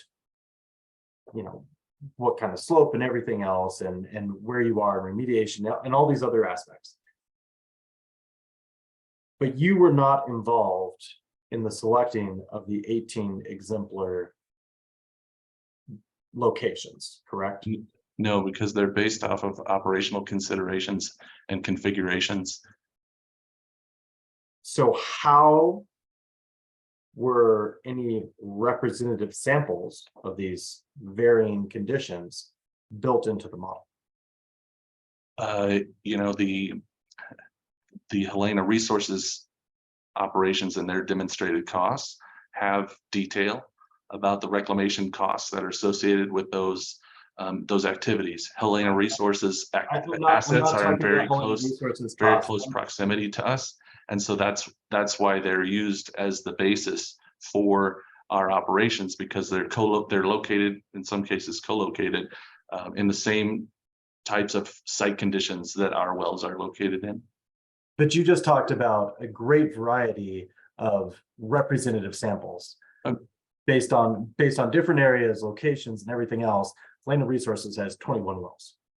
Yeah, but the great, it's relative, right? The area in the Wattenberg doesn't have great variety because they're all in the Wattenberg. It's very flat, right? The area that is in Northeast Colorado, it's hillier, right? Different. They can vary greatly. Different types of landowners, those types of things vary greatly. But the assumption about, is the Wattenberg area representative of the wells and what number of wells that Helena has there or that KPK has there? The answer is yes. Whether I'm in Thornton or I'm up in Johnstown, those conditions are quite similar. So were these Helena Resources wells in Thornton or in Johnstown? They're well, I don't know where all of Helena's resources are, but I do know that I drive. I'm sorry to interrupt, but that's what I'm trying to get at. Well, I drive by these sites every day and I see Helena Resources pads every day that I drive through the field. So you see 21, but there's again 1,200 KPK wells. And you talked about that you can have very different things, as Chair Robbins mentioned, it can vary greatly depending on site conditions. And those site conditions, whether you're around Highway 7 or someplace else, can vary greatly.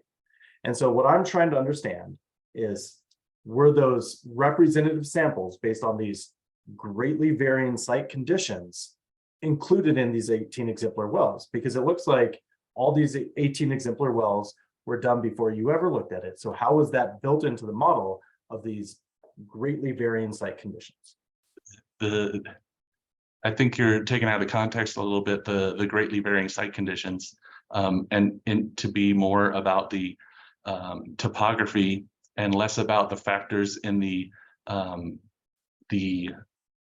deals or the negotiations between the landowner for what terms the property is left in. But if you're looking at the areas in the Wattenberg or the areas up north of Greeley, those site conditions are quite similar. They're in fact more similar than they are dissimilar. But yes, one landowner can have a set of criteria that another landowner doesn't, that can vary the cost. The degree to which that cost is debatable depending on what those demands are, what the factors are in the negotiation.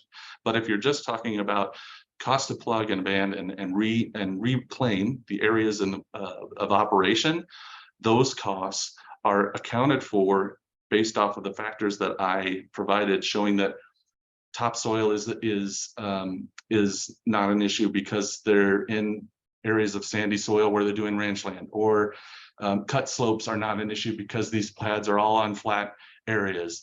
The wetlands are not an issue because they are not co-located with our operations. They may be co-located with flow lines, but those are typically abandoned in place, so those costs don't require reclamation at the surface for the wetland areas. So I think you're mischaracterizing the words vary greatly. I'm talking about the number of parameters that are considered in each of those scenarios, many of which don't have to do with the reclamation piece. It has to do with what are the conditions which the landowner and KPK agreed to return the property or to provide the property in what condition. So the fact that I've got a site that has a landowner that doesn't want backfill, and a site that does, a landowner that doesn't want reseeding and a landowner that does, the cost for reseeding is very minimal in the total cost of the plugging and abandonment. And since we don't have those site specific parameters for every site, every one of the assumptions for the plugged and abandonment wells in the model assume there's reseeding, every one of them. But Even what though I'm that's trying to not the understand case. is you're saying it can vary a lot depending on if you have a landowner that wants the backfill, that doesn't want the backfill, that wants the seeding, that doesn't want the seeding. But ultimately, all the analysis you did, all the exemplars that we're looking at, because we're supposed to assess whether the demonstrated costs demonstrate what it will actually cost to have plugging and abandonment and reclamation. All that was done with respect to the reclamation after, as Commissioner Messner is bringing up, all that was done by you afterwards. So there's not any representative samples confirmed. You said, let's look at some where they want this done, where they don't want this some. We have examples that we've done in the past where they have wanted backfill, where they haven't wanted backfill, where they have wanted the flow line removed, where they haven't had the flow line. You didn't make sure that any of those were built in. No, because they built all those in conservatively on the estimate, right? They assumed that the flow lines were coming out. They assumed that there was going to need reseeding. Flow reseeding. lines built in that you're going to. So all of the 18 exemplar wells, what you're saying, have built in conservatively that you're going to remove all flow lines, that you're going to provide the backfill to refill everything, that it's going to reseed. Okay. Yes. Okay, that's helpful. You mentioned that you're working on numerous reclamation projects currently. And you said about 10 have remediation going on with them. Is that correct? No, I think I said there's about 10 plugging and abandonment sites that are going on. And how many have remediation out of those 10? I don't have that data in front of me. Okay. And then when you talked about bringing in fill for equipment that's removed, and based on your prior answer, I'm guessing you're meaning not just equipment, but flow lines and everything else as well. About how much fill is needed to be brought in for the removal of flow lines? Flow lines typically 3 feet deep. If you're scraping topsoil before you do that to conserve and reuse that, it's significantly less. I don't know, what is that?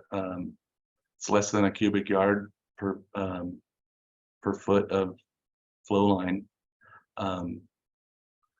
That's when you're doing, an excavated flow line versus one that you're abandoning in place or pulling it out. But you just said that you are removing the flow lines to be conservative for all of these, correct? Correct. Okay. In the modeling assumption, it talks about removing flow lines. In the tables that she's presented, it includes flow line abandonment, flow line removal. So, but the flow line removal, the flow line abandonment is what it says. Is that cut and cap or is that removal? I assume it's removal, since that's the typical standard practice, is to remove them unless there's conditions that say that that's more destructive than leaving them in place. So the estimates that were made, I'm assuming, are assuming removal, which has been the case that I've seen since I've been here, removal of flow lines. Yeah. So just looking at and because it was what was up when I pulled it up, the David Howard B number 5, $1,000 to remove flow line is fairly typical. Yeah, I mean, it's pretty easy to do. Yeah, it's shallow, and Okay, no further questions. Thank you. Commissioner Ackerman. Thank you, Mr. Chair, and thank you, Mr. Peterson, for your testimony and for spending time with us here today. I do have a couple of questions, and some are along the same vein, but just a little bit different. When Dacono asked how many reclamation projects you've completed, I think you stated that a number of projects were in progress. Can you clarify for me whether you yourself, during your employment and your current capacity with KPK, have overseen the completion of any reclamation and/or remediation projects through final ECMC approval? Yeah, I have not submitted any request for final reclamation approval by the OGCC since May. Thanks for your response. I'm sorry to ask you to repeat this. Can you restate for me how long you've been with KPK in this capacity? Since May 15th. Thanks so much. I appreciate you restating that and apologize for asking you to do so. Back to this idea of reclamation costs being highly variable. Can you give a range in dollar figures, according to your professional expertise, of what that variation might be with regard to KPK wells on the low end and high end? Yeah, I think with regard to the KPK wells, the reclamation costs are not variable given the site conditions that are there. They would become variable if your landowner didn't want some of the items that you've included in the reclamation. So the fact that we've got in the assumptions that we're going to remove flow lines and reseed, scour or till the land surface and return it to match existing conditions, that's part of the assumption. The variability would be in our favor in that some of those activities would not be required.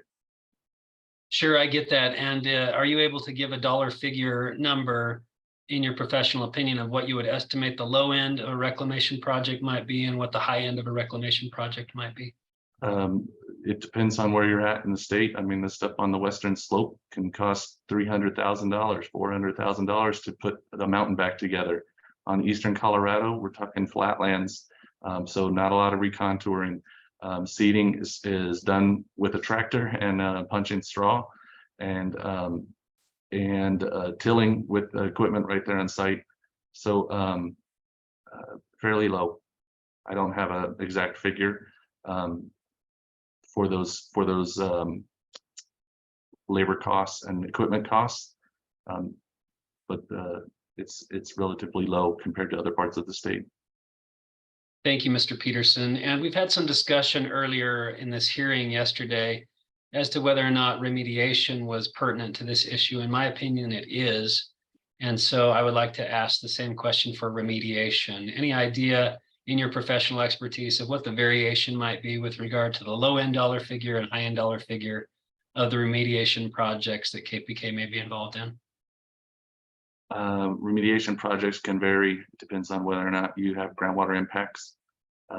If you have groundwater impacts, those costs are higher than if you don't. Typically, the extent of the release, but a remediation can be $1,000, remediation can be $500,000, depending on what the extent of impact is and what material has been impacted. Thank you, Mr. Peterson. I agree that there could be very high variability as well with regard to costs. Do you have a detailed analysis of the actual reclamation and remediation costs associated with the P&A activities of KPK over the past few years? Yeah, well, I don't have a detailed analysis. I have some ballpark numbers. Thank you. Do you also have any estimates of those same costs along the same type of analysis if they would need to be completed by subcontractors rather than by KPK itself, as would be needed if the bond was affected? And so all of the costs over the last year and a half, maybe even a little bit longer, for remediation have been incurred by third-party contractors. And currently we are using third-party contractors to perform remedial activities. Thanks, Mr. Peterson. Can you clarify? My understanding was that some of those activities had been done by third-party contractors and some of those activities had been done by KPK arms. Yeah, I mean, KPK is contributing to the remediation costs wherever they can, where we have the resources to do so. And then we're supplementing that with the environmental consultants. Thanks, Mr. Peterson. And these questions are along the lines of me trying to ascertain from a very lay perspective of actual costs associated with KPK activities, which would encompass plugging activities, abandonment activities, reclamation activities, and remediation activities, which would all be the subject of this financial assurance hearing. And so, like Commissioner Messner in his testimony with Ms. Clark, I also, with a lot of redacted information, having a difficulty really understanding what those actual costs might be. And it makes it difficult for me to understand really even where within those range KPK might fall. And so I appreciate your testimony. You've added a little light to that. If you can add any further light to that through additional data or actual cost summaries that are pertinent to this hearing, it would be very helpful for me. I think we provided that information. Thank you. I'm not sure that I agree with that, but I appreciate your testimony. Mr. Chairman, if I may, Mr. Jacobs. just a point of clarification based on Commissioner Ackerman's questions. While I'm certainly happy to have Mr. Peterson, the Director of VHS Compliance, answer questions regarding remediation, it's my understanding, based on the prior testimony of Deputy Director Cuthbertson, that remediation expense is not the subject. Yeah, I understand, Mr. Jacobs. Yeah, I understand that point. Let's finish up with this witness. And I'm going to call for an executive session after this witness so that the council commission can receive legal advice on that very issue. thank you, Mr. Chairman. Appreciate that. All right. Any further questions from commissioners for Mr. Peterson? All right. Seeing none, Mr. Peterson is open for redirect, Mr. Jacobs.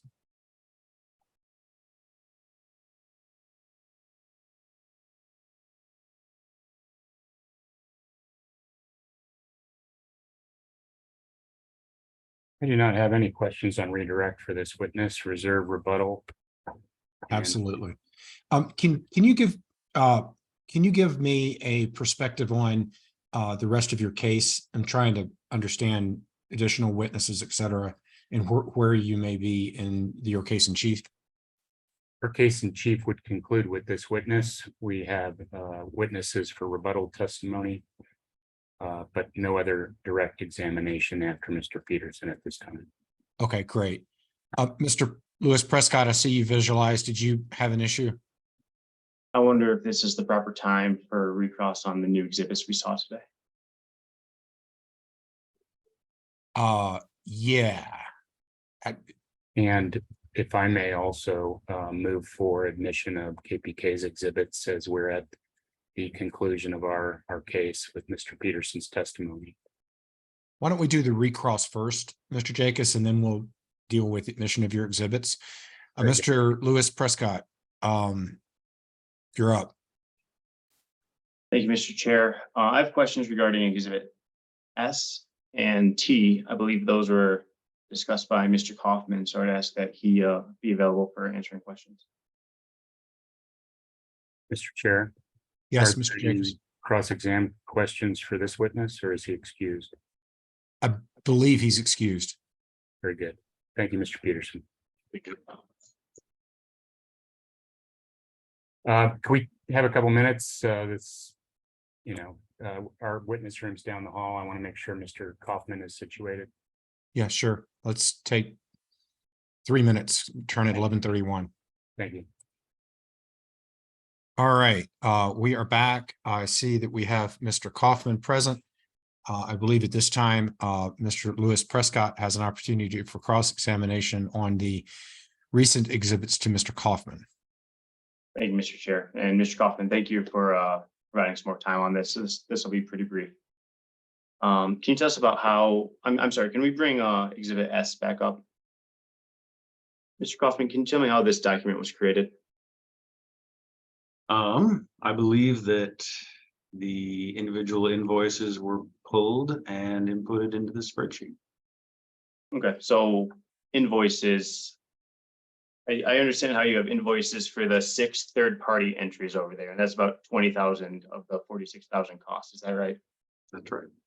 Our invoices created for the other costs, which I interpret this to be KPK's own subsidiary work. Is that right? That is right. And so we have all these entries from KPK's subsidiary work equaling about 26,000, and then only 6 from third parties equaling 20,000. So I'm wondering how you get to your pricing for the KPK work that's done. It's an internal transfer price. So how is it set? I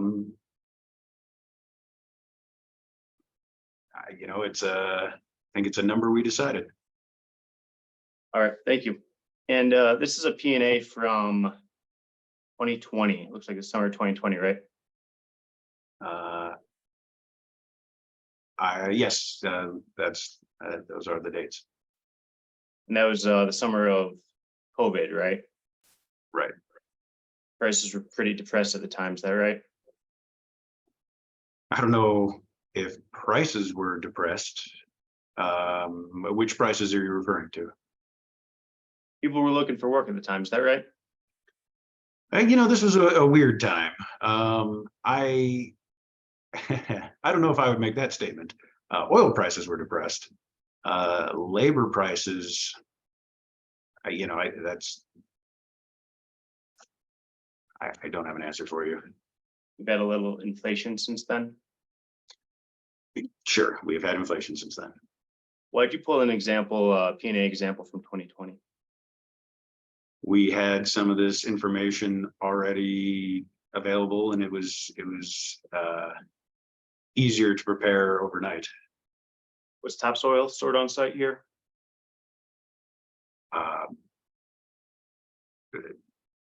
What do you mean by stored on site? I mean, was there topsoil stored at the site that you could use for the reclamation? So there is topsoil in the area where the well is.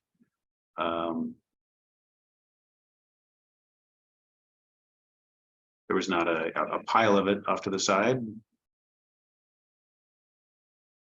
See an entry for clean soil front range landfill. Are you taking the clean soil to the landfill or getting clean soil from the landfill? I believe that's clean soil from the landfill. What were the flow lines made of? I don't know. Do you know if they were removed? They were removed. Were there access roads to this well? Yes, there have to be. Were those reclaimed?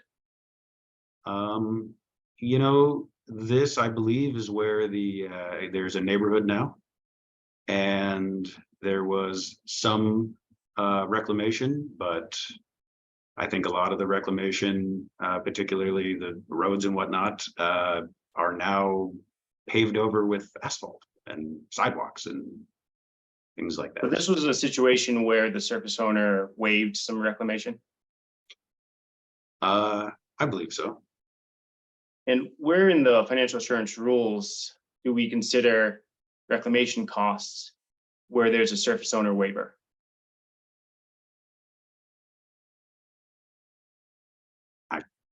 This was prepared as rapidly as we could to answer commissioner questions.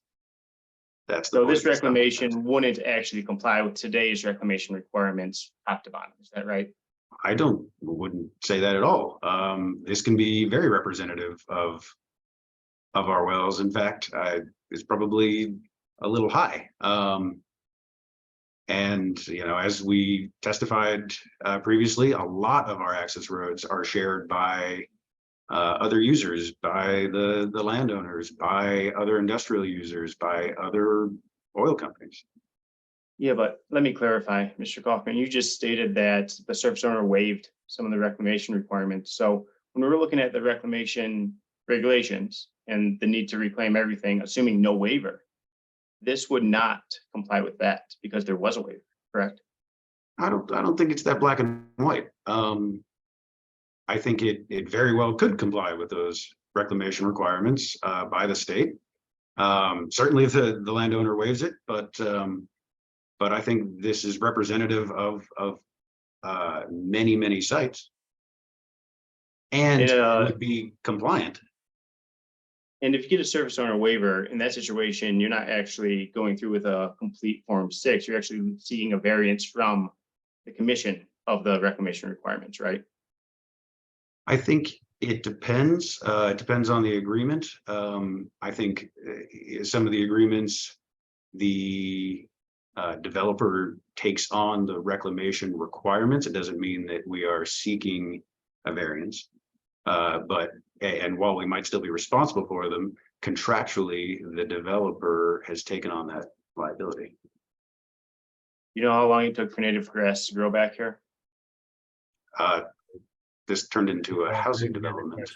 I apologize, but I did not understand the question, Mr. Lewis Prescott. Could you repeat it, please? Yeah, I just asked if he knew how long the native grass took to grow back. Thank you. So this particular site was redeveloped into a housing development. So there, I don't believe are any native grasses anywhere nearby. Understood. So what was this subject to one of those development agreements for plugging wells? Yes, I think so. Do you recall how much the developer paid KPK for the plugging in this well? I don't recall. All right, and then I don't think we need to bring Exhibit T up as it is largely redacted, but how many wells were plugged in that development agreement with Mr. Lee? A handful. I don't remember that level of detail, but a handful. A handful of wells. Do you recall how much was paid per well for that? I do not recall, but we can review the document. I couldn't see it in there. It's largely redacted. That's why I'm asking you. Well, I believe Mr. Lee is one of your witnesses as well. We can Not ask one of him. mine, but No. appreciate it, Mr. Kaufman. No more questions. Mr. Sarah, did you have questions? Yes, I do briefly, and I'd like to share my screen. So I'll do that now if that's okay. Yes. Thank you. So this is exactly your Exhibit S, is that correct? That's correct. Yeah, and the total for this is $46,460 for the plugging of one well. Is that correct? That's correct. And I appreciate that you clarified your testimony, because I think that you had said earlier that these costs included final reclamation and approved reclamation. Is that correct? I believe so. Yeah, so this is $46,460 without final reclamation, isn't that right?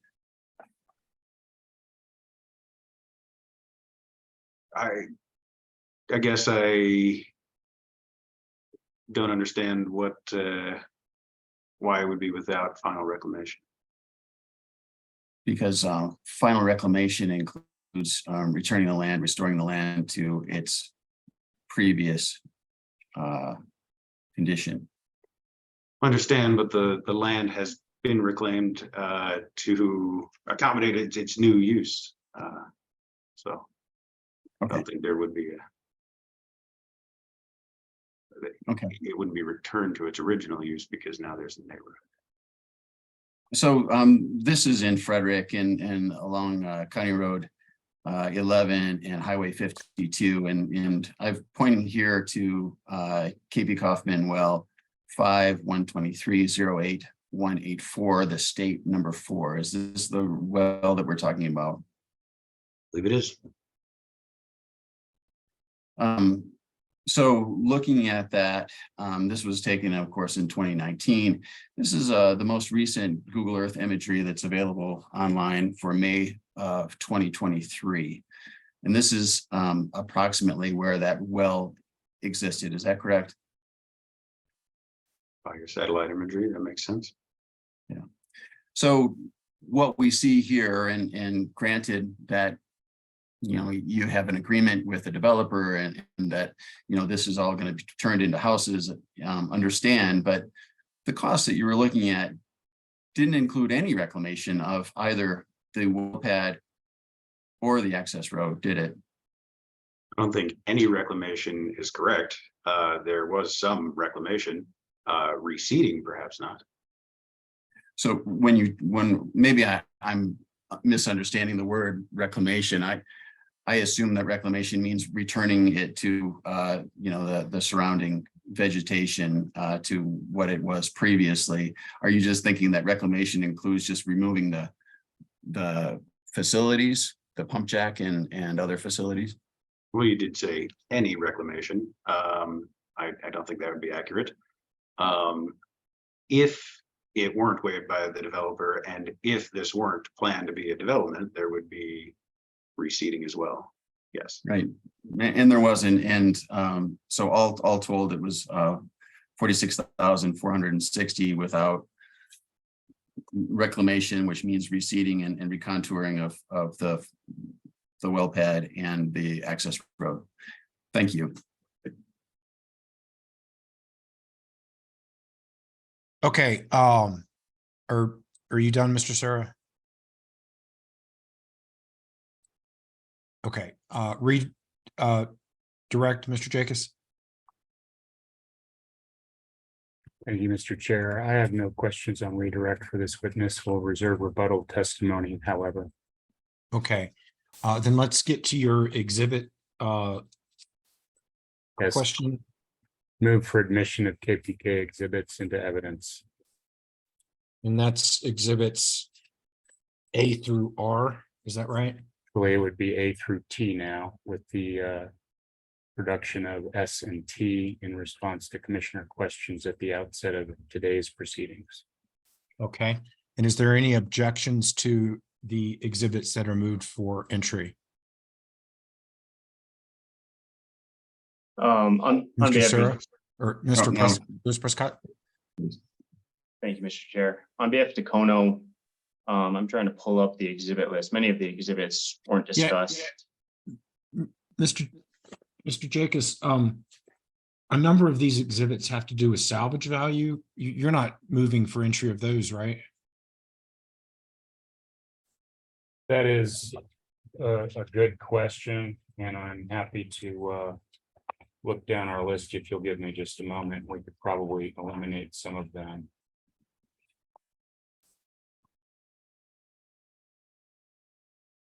Just a moment.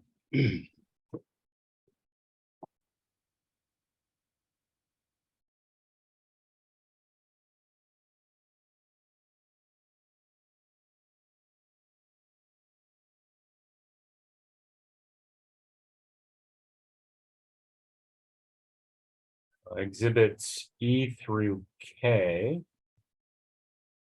all relate to salvage values, so we could eliminate E through K from my motion.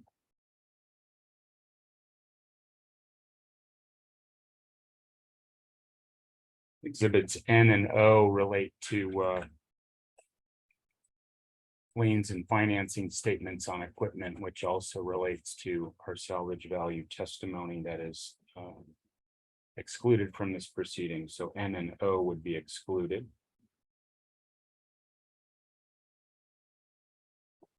Okay, so that means you're moving entry of A, B, C, D, L, M, P, Q, R, S, T. Is that accurate?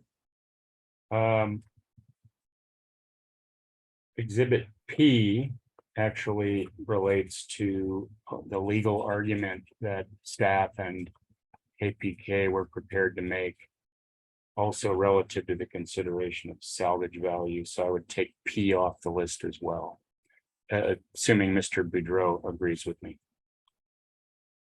Yes, staff would like all exhibits regarding salvage value taken out if possible.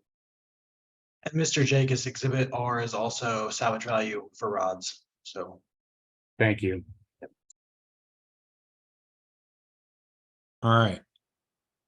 A, B, C, D, L, M, Q, S, T. That's correct, Mr. Chair. Thank you. All right, Mr. Lewis Prescott, do you have objections to the referenced exhibits? I'd like to just maintain my standing objection. Understand the commission deal with relevance, but it's a standing objection as to each of these for the reasons discussed previously. Standing objection on grounds of relevance? 403. Okay. Mr. Sura, did you want to second that objection, or do you have further objections of your own right? Yes, I do second that objection, and also will reiterate the objection to Exhibit L under CRE 901. We have no ability to authenticate, to cross-examine. Really, these numbers are, coming out of thin air as far as we're concerned. So would move to have that stricken. Mr. Boudreau, did you have any further? No, thank you, Mr. Chair. So long as the salvage value exhibits are removed, staff is fine.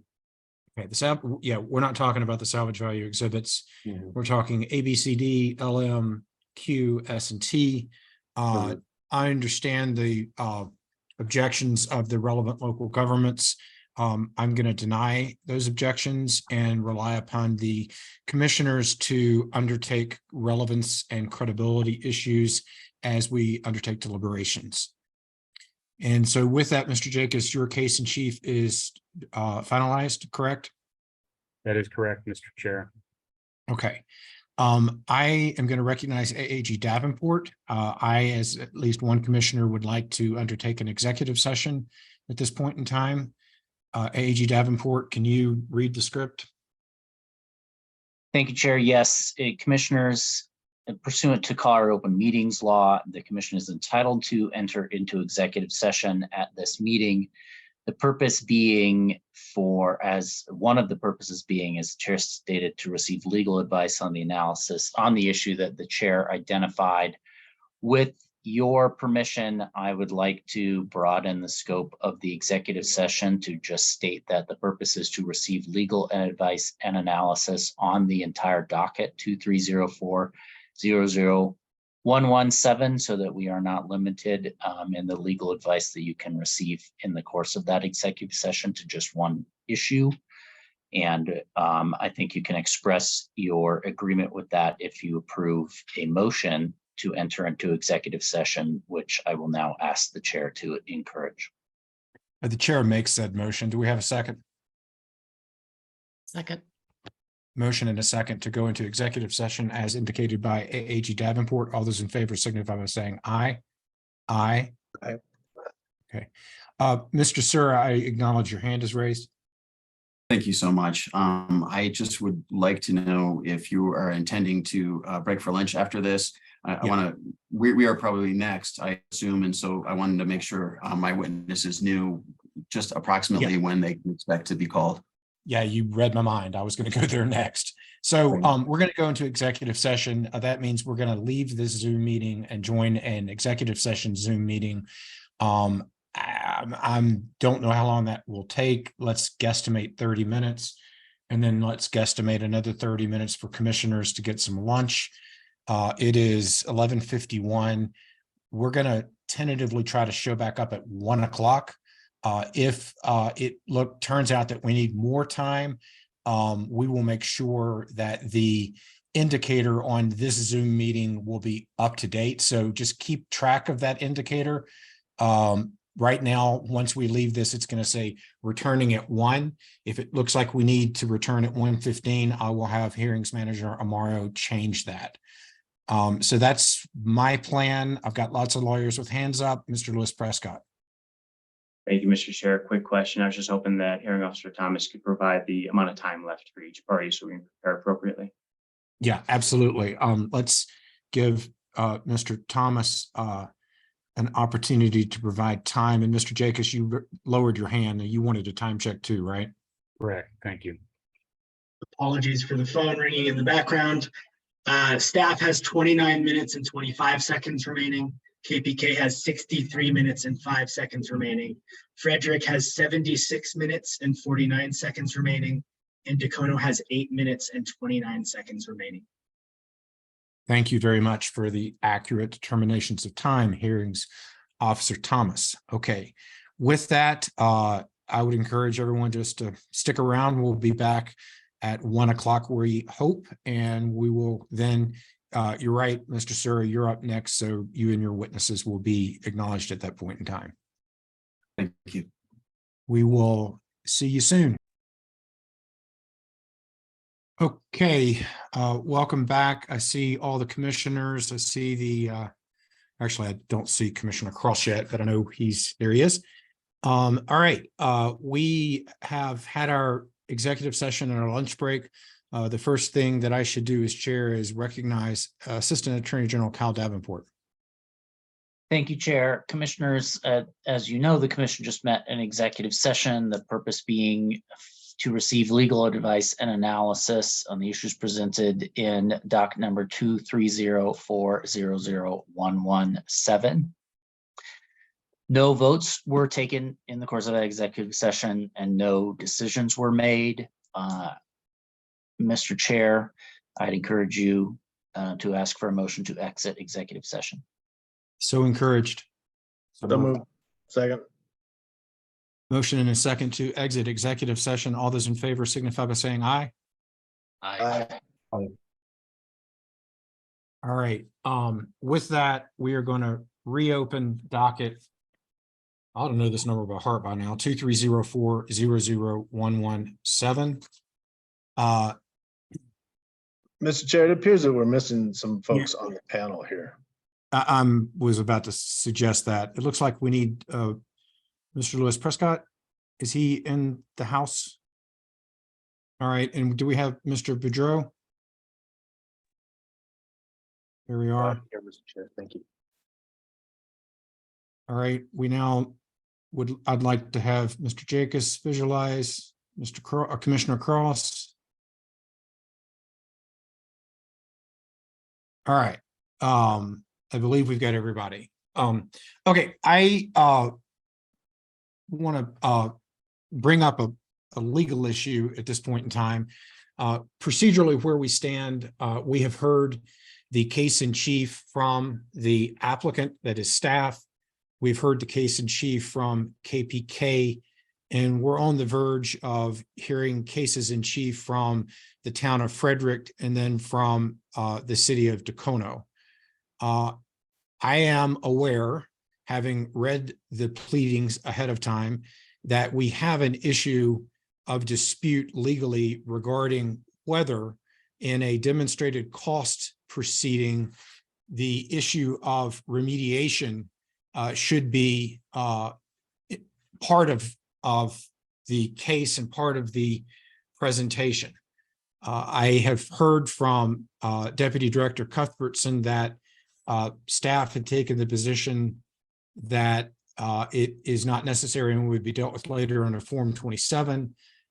We've heard from KPK that they do not believe that it is part of the hearing on a demonstrated cost. And I know from reading the pleadings of the town of Frederick and Dacono that they would disagree.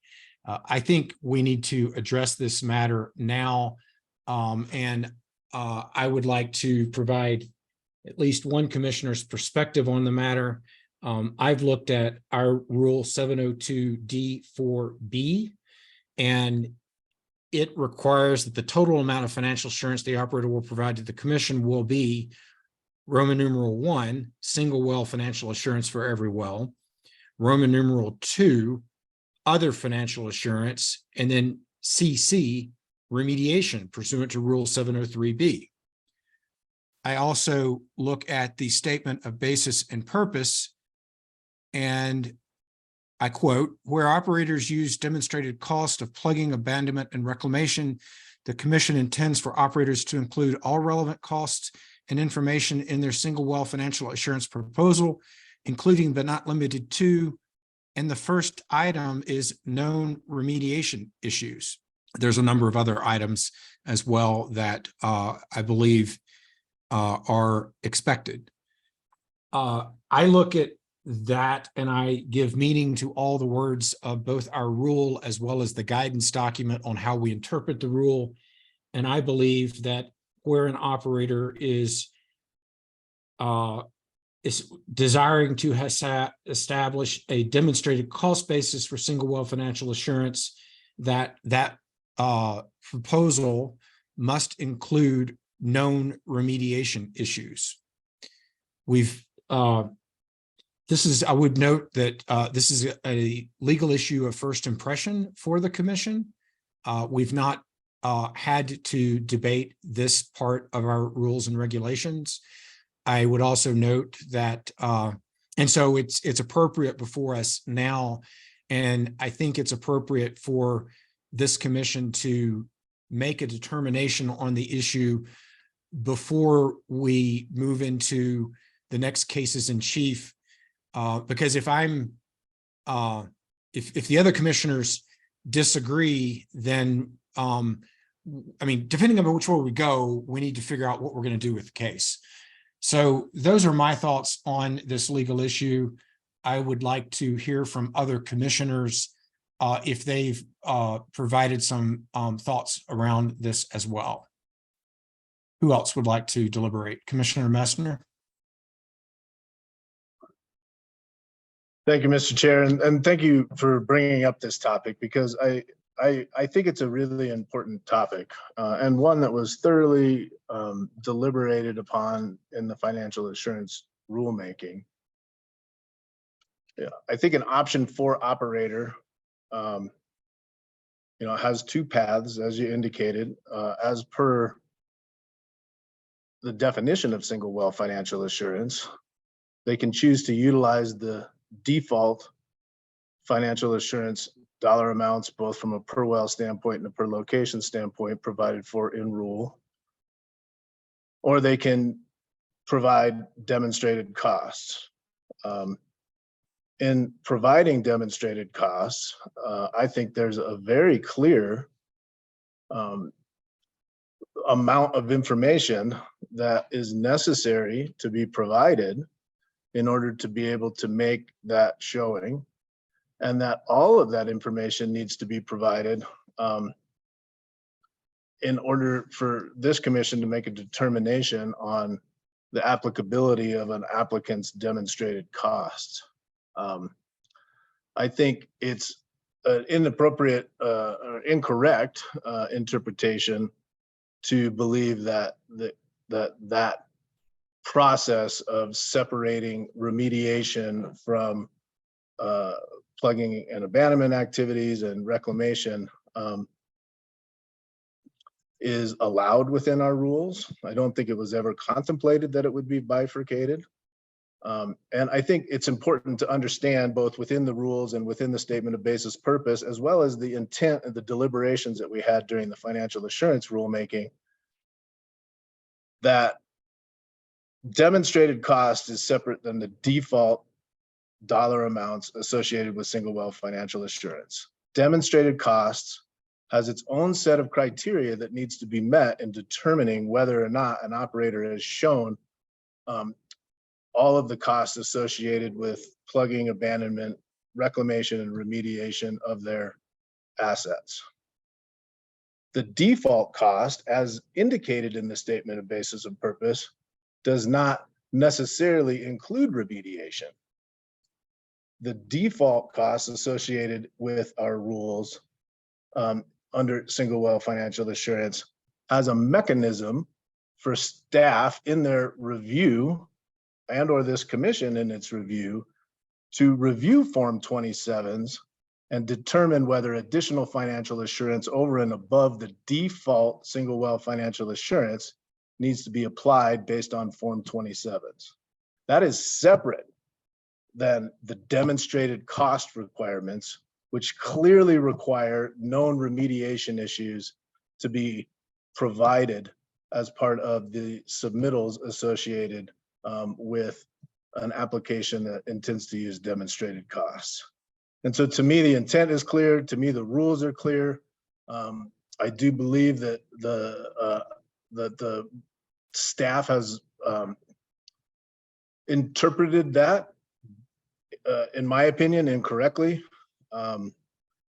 And so I struggle with where we're at right now, because I do think that this operator made an assumption that remediation was not necessarily to be included in this particular application. I also think that the operator, it's plain in the rules what is required and what's not required. But I do think that there probably was some information or assumptions made that remediation was not necessarily to be required at this stage. And I think that puts us in a challenging situation where we're evaluating the information that was provided by the operator around demonstrated costs. And so, I mean, those are my thoughts on the interpretation of the rule. I'll be curious to hear other commissioners. Yeah, thank you, Commissioner Messner. Appreciate you going there. Let's have the other commissioners weigh in on just the legal interpretation issue. And then depending upon where we all collectively are, then we'll figure out what we need to do. Further, Commissioner McGowan? Thank you, Mr. Chair. And I agree with everything that my fellow commissioners have said today. It was a while ago when we went through Senate Bill 181 deliberations, but when we talked about single well financial assurance, we talked about demonstrating, especially when you're picking your own demonstrated costs, showing the totality of your portfolio and what it would take for you to adequately assure that you could cover all the necessary needs and requirements for your portfolio, and that includes remediation. And I feel like the language in the statement basis of purpose is very clear that we meant for that to be included. The language in Senate 702 is clear that we meant for it to be included. 703 was meant to address, after we approved financial assurance, if something that we didn't anticipate or something happened, there was a way for us to address and add additional remediation financial assurance for an operator. So I'm in the same space, and I agree, it kind of puts us in a quandary. And I want to acknowledge that I feel like staff has done the best they could. I think with the resources that they've had, and they've tried as best they could to kind of triage and figure out how to get everyone through financial assurance. And maybe that meant that the remediation piece dropped and there was an assumption that they could deal with it or should deal with it through 703. But I don't think that's what we meant initially when we adopted these rules as a commission. Appreciate that, Commissioner McGowan. And I would agree that, no intentional error here on anyone's part. This is the first option for plan on demonstrated cost that has come to us. I saw Commissioner Ackerman and Commissioner Cross at about the same time. Commissioner Ackerman. Thank you, Mr. Chair. I appreciate that. And of course, I respect Commissioner Cross's legal expertise, but I was particularly interested in what you and Commissioner Messner and Commissioner McGowan had to say, as you said, on the commission throughout the entirety of the deliberations associated with financial assurance. So I appreciate your perspective.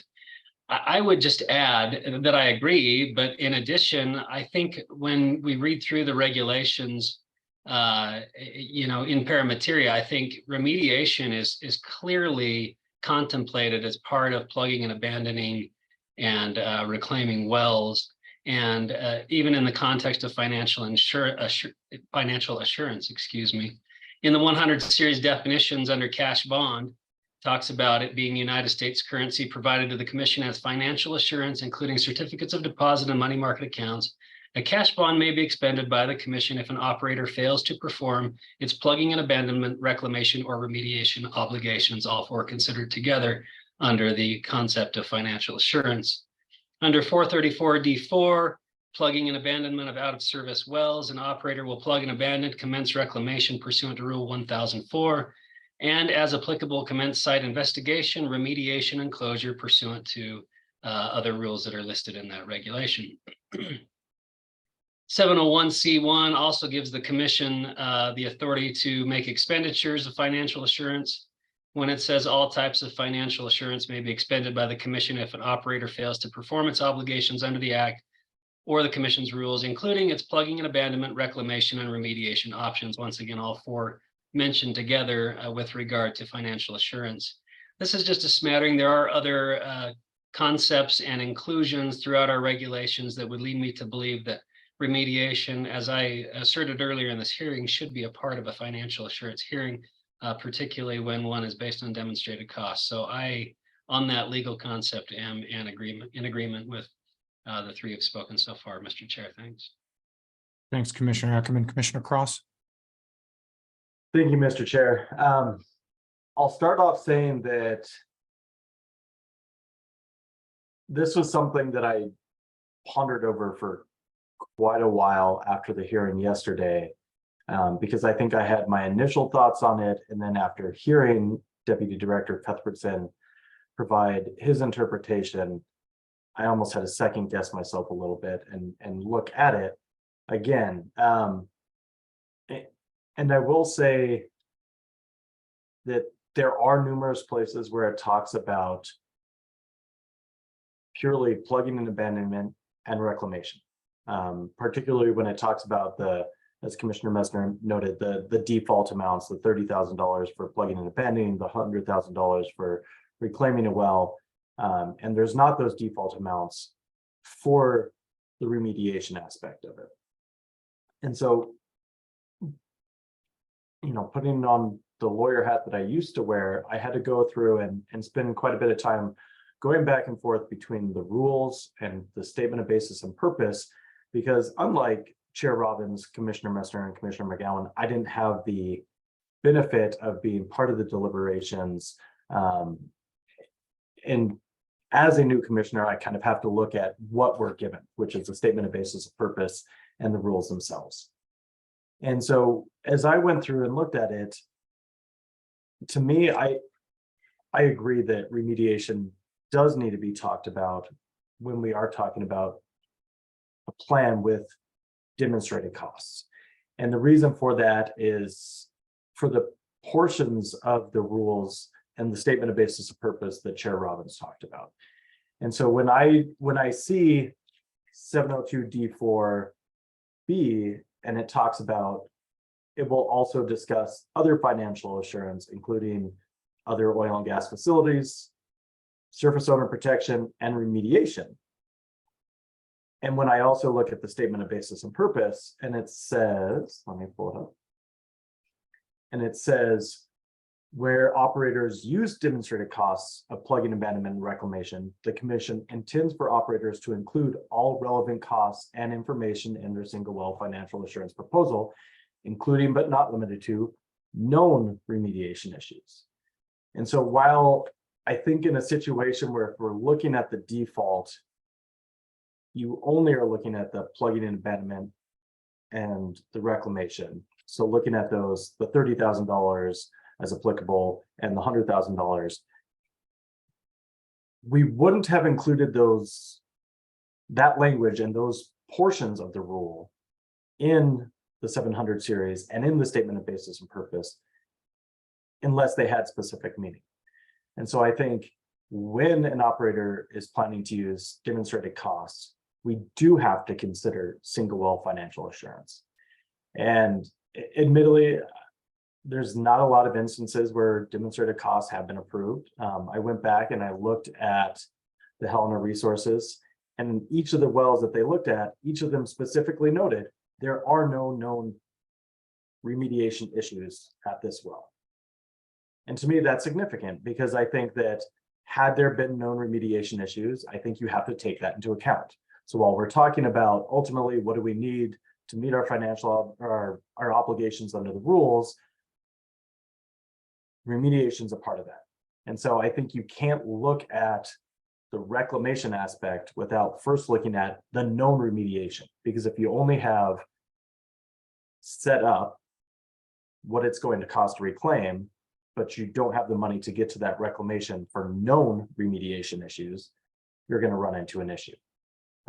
So I will admit this was a little bit tougher of an issue for me, and perhaps because I wasn't part of the deliberative process that some of my fellow commissioners went through.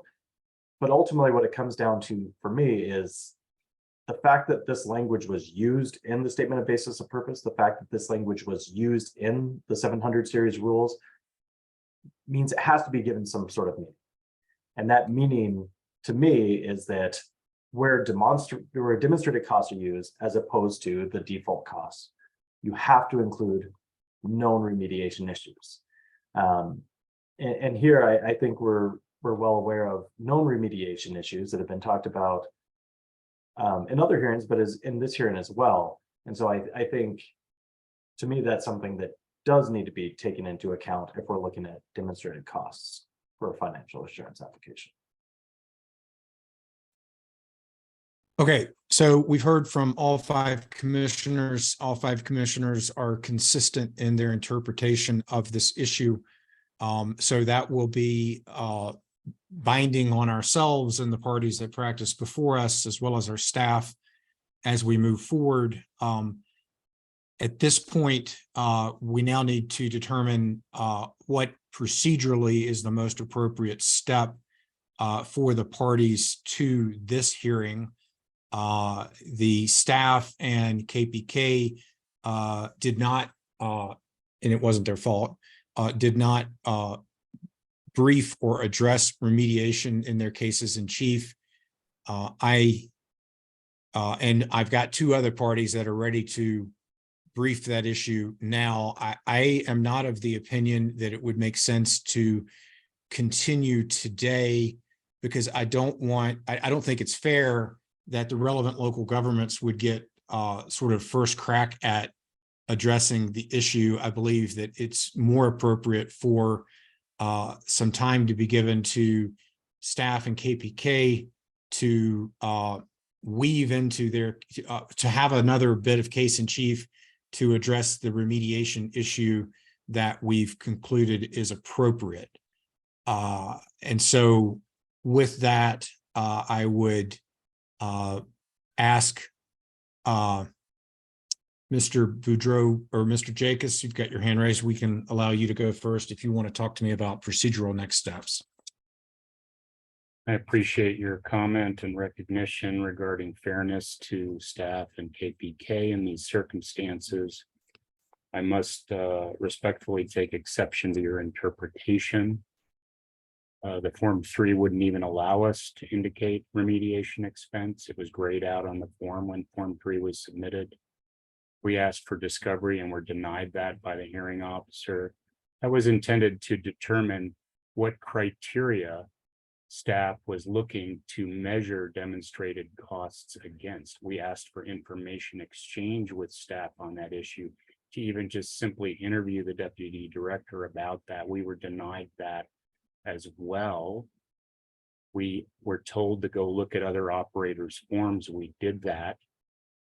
I would like not just to give us some time to resume this hearing, maybe with a supplemental case in chief on remediation expense. I'd like a do-over. I think this is a clear case of needing a mulligan on the Form 3. We can address the concerns that you've raised as commissioners. We respect that you have concerns, but We can't learn of a new standard, a new scope of hearing midway.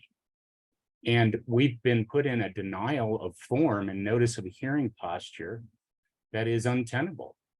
Other operators have had their demonstrated costs approved. The rules don't just apply to option 4, and they don't include remediation costs in your default costs as well. So there's a host of inconsistencies here on the legal interpretation, and it puts my client in an extremely untenable situation. So those are my initial thoughts. Okay, let me, Mr. Jacobs, let me interrupt.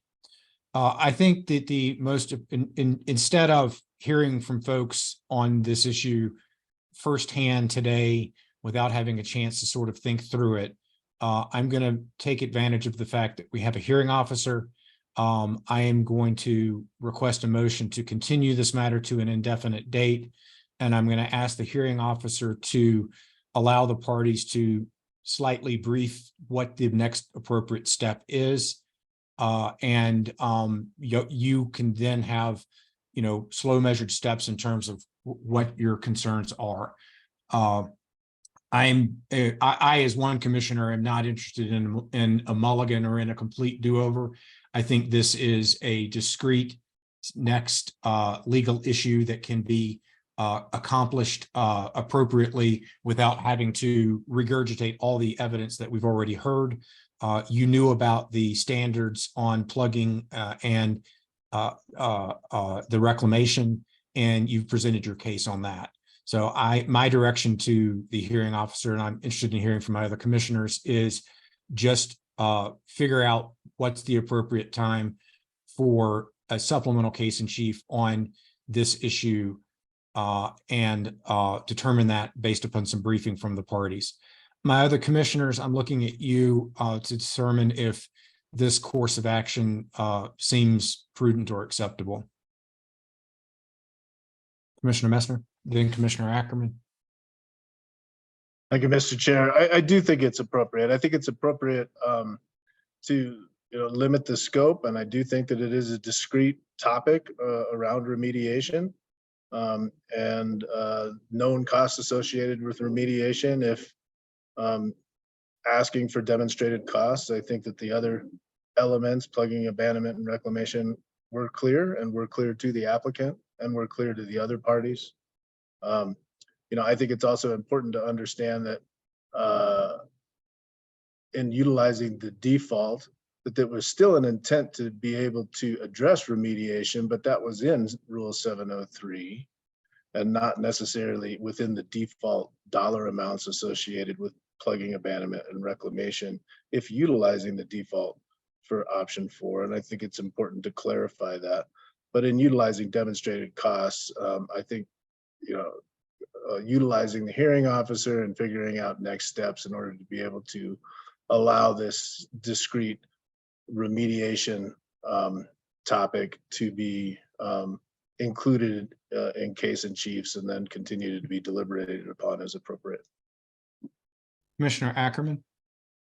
Thank you, Mr. Chair. I largely agree. I think I just wanted to make a statement that staying this matter to include remediation considerations would in no way reflect my acceptance or rejection of the merits of the plugging and abandoning and reclamation points that have been heard thus far. And I would think, to Mr. Jacobs's point, that to the extent that there is additional information that we've asked for thus far in this hearing, as we are stopping mid-hearing for a stay, to be able to supplement with the information that we maybe have specifically asked for already would be appropriate to be added with regard to plugging and abandonment and reclamation. But I would agree that starting anew with those wouldn't be appropriate either. I just wanted to reiterate that from my perspective, plugging and abandoning and reclamation does need to, if we're doing a demonstrated costs analysis, it needs to be a detailed analysis of actual costs of activities actually executed. And if those costs are demonstrated, as has been the case, at a reduced internal value, real market costs of what the replacement comparable goods and service would be, as a general statement, that's what I would expect to see as a demonstrated costs argument. And I just wanted to make sure that that was on the record as well. as we do have further information to hear on those specific topics as well in whenever we continue this hearing. Thanks. Commissioner McGowan? Thank you, Mr. Chair. I guess, you know, an alternative route we could go is to stay the course, approve or not approve or amend what staff has asked us to review, which is the adequacy of the plugging and reclamation demonstrated costs here, and then move on to a 703 hearing, I guess, and figure out the remediation costs from that point. So just throwing that out as an option. It might not be one my fellow commissioners want to take, but I think it's one we could explore. Thank you for that, Commissioner McGowan. I think it's helpful for us to sort of explore all options. In my mind, I'm not as excited about that option. I think that we need to take care of everything in this hearing. I also think that would put the relevant local governments in a different place. They're ready to argue everything, including remediation, and asking them to adjust their arguments to exclude anything remediation, I think would be prejudicial to them. And I'm trying to make sure that we keep this non-prejudicial to everybody. So that's at least my initial thoughts on that matter. And I would continue with the idea that we allow the hearing officer to allow the parties to brief what's necessary and then to bring this back to us in as quick a turnaround as is reasonable. Any other commissioners with thoughts? Commissioner McGowan? Yeah. Thank you, Mr. Chair. I'd like a deadline, some sort of a time frame, a guardrail on time, because this is just another, we're just prolonging everything. And I think we need to try to get our financial assurance plans, all those ducks in a row, and get them done.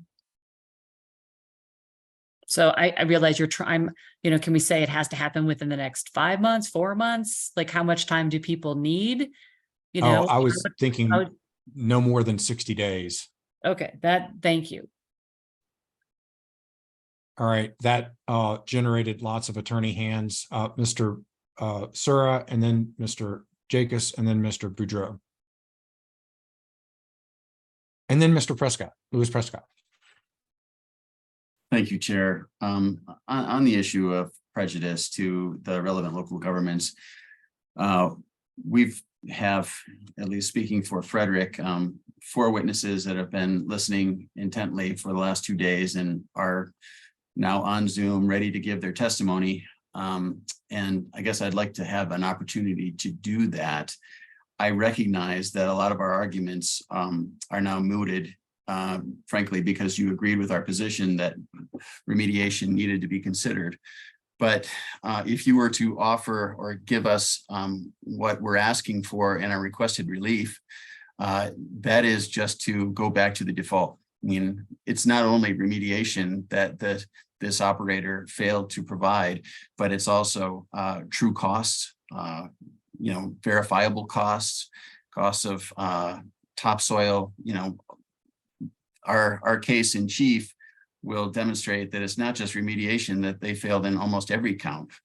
And therefore, you know, we don't believe that demonstrated cost is even available to this operator.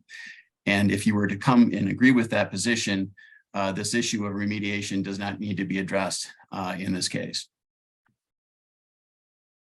You know, ability to kind of keep the same people talking. I'm going to recognize Mr. Louis Prescott next. Thank you, Chair. Econo generally agrees with that position.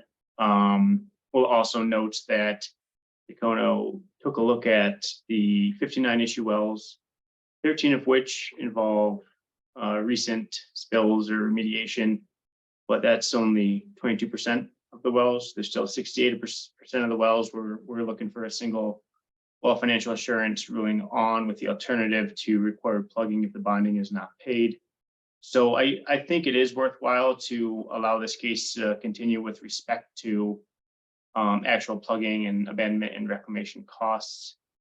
Additionally, I need to asterisk this with, I will be requesting an extra 20 minutes to get through my case in chief, as I only have 8 minutes left, if we are allowed to proceed.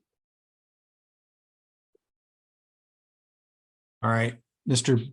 Boudreau. Thank you, Mr. Chair. So first I wanted to address Commissioner McGowan's comment. Yes, staff agrees that a deadline on when to come back would be preferable, so as not to have this drag on indefinitely. And then the only other point I wanted to make is the inclusion of reclamation in the demonstrated costs has the potential to change staff's position. You mean and- remediation? Yes. Thank you for that correction. So I just wanted to put that out there and recognize that, that's a possibility. All right, called upon you last, Mr. Jacobs, because I wanted you to hear all the parties' issues so that you could respond accordingly. Thank you, Mr. Chair. I'm extremely troubled by what I thought we were talking about was how long this might be continued. I still believe it should be dismissed. I'm going to verbally move that the hearing be dismissed so that we can start over. I realize that's not your preference. You can rule against me, but I need to make a record on that point. I do object to proceeding here and now with the relevant local government's testimony. It doesn't allow us to fairly prepare for what is now a changed scope of hearing, even if we get more time after an adjournment deferral of these proceedings. So, and lastly, just on schedule, I have personal travel coming up. I have a large Air Commission rulemaking on GEM 2 in late September and a pretty busy docket. So I think that needs to be taken into consideration in terms of how far out this might be continued to. And I need to check on witness availability, check with my client, check with witnesses and their families as well. So I would recommend that be a subject that we address with the hearing officer and in our written submissions, as you'd suggested at the outset. Thank you. All right, note the verbal motion to dismiss the proceeding. It is denied. So that record is now created. To Mr. Sir and Mr. Lewis Prescott, let me see if I understand what are you suggesting that you would be prepared to move forward on the demonstrated costs with regard to plugging and abandoning and reclamation, and that your proceedings would not involve anything relevant to remediation? Mr. Sura? Remediation is part of the what we've presented both in our pre-hearing statement and our response statement, and we certainly are prepared to discuss that in this hearing. Having said that, I can skip over those slides and those issues in regards to remediation. Ultimately, there are still several areas where this operator has fallen far short of what is expected by the rules and by the statement of basis and purpose. And therefore, in our opinion, they don't have the option of having demonstrated costs. They have to go to the default $100,000 for reclamation and $30,000 for plugging costs. All right, Mr. Lewis Prescott, did you want to weigh in? Thank you, Chair. Yeah, I think, we're more than halfway through. If I look at the bin of costs here, there's plugging and abandonment, there's reclamation, there's remediation.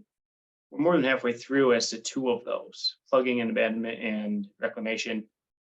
I just assume proceed with that. As far as Tacono's presentation, you'll hear that there are open remediation and spills in Tacono, but we will not be presenting evidence related to the costs associated therewith, and consider that to be part two, as I understand of where we're going.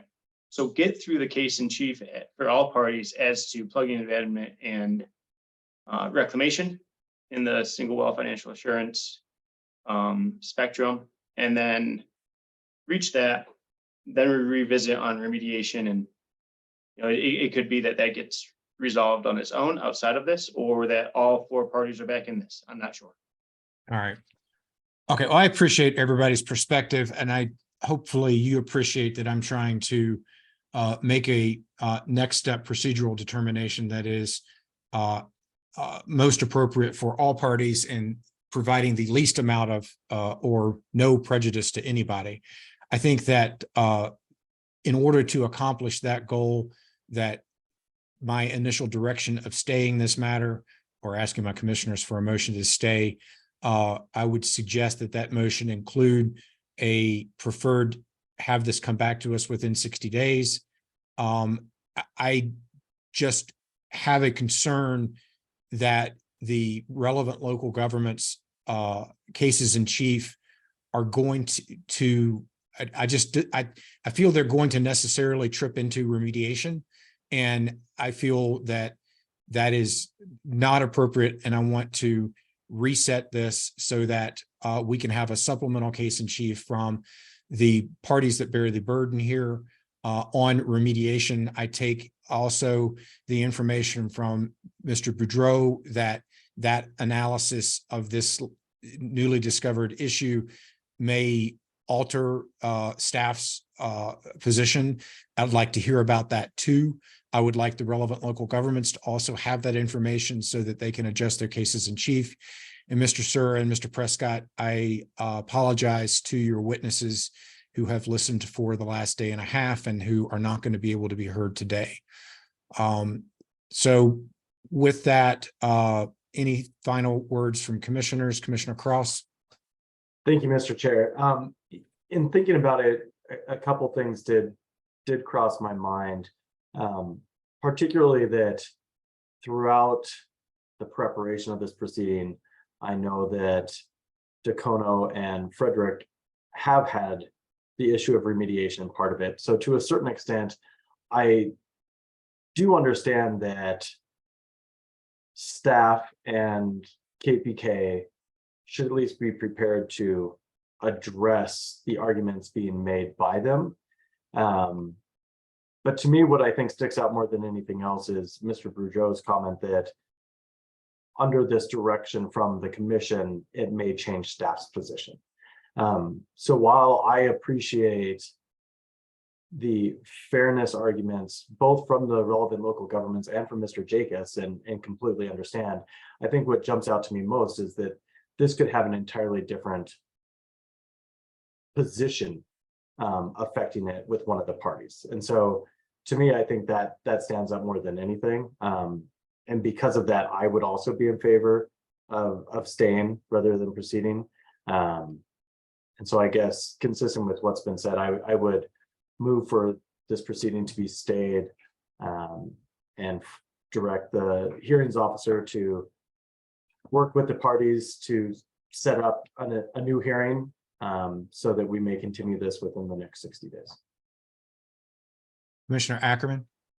Thanks, I'll second that. And I think you got the 60-day in there right at the end. And so I was going to add that. I also was just going to add that I believe that if we were all in agreement to move forward, I think that would be reasonable. But given the points that you've outlined, Mr. Chair, and that Commissioner Cross outlined, I do think in the vein of fairness in frankly a very difficult situation mid-hearing, I believe that a stay is the most appropriate thing, and I'll second that motion. All right, thank you. We have a motion and a second. Is there further discussion on the motion? AG Davenport, do you want to weigh in on any of this? Thanks, Chair. And I did note that Commissioner Cross had his hand raised, so Oh, I'll I ask. didn't see Commissioner Cross. Commissioner Cross? No, I was just noting that AAG Davenport had visualized himself. Oh, okay. Thank you, Commissioner Cross and Chairman Robbins. I am wondering, so as I've heard the motion thus far, it is to continue or stay, whatever word you want to use, this matter for 60 days and to return it to the hearing officer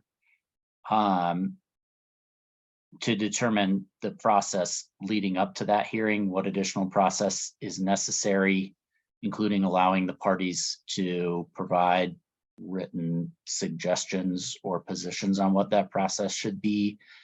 I'm wondering about additional instructions to the hearing officer in regard to the purpose of the continuance. And is it,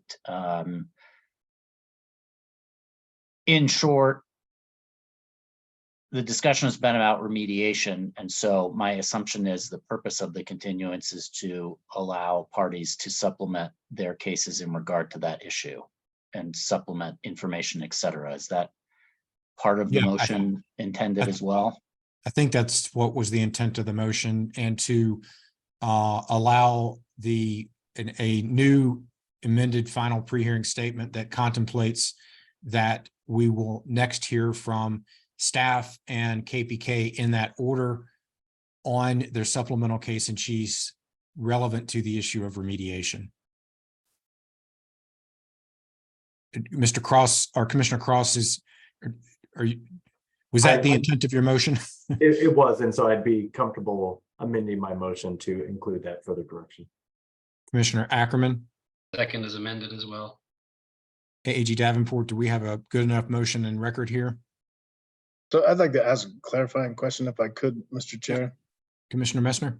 I do, understand and appreciate AG Davenport asking for a clarity to the hearing officer. And I do think it's really important from this commissioner's standpoint, to specify that, cases in chief laid out up to this point and information provided up to this point on plugging, abandonment, reclamation are just that. This is a finite submittal requirement that is being discussed here that allows this applicant to provide known remediation issues and information around known remediation issues. And to me, that is the scope of this, not,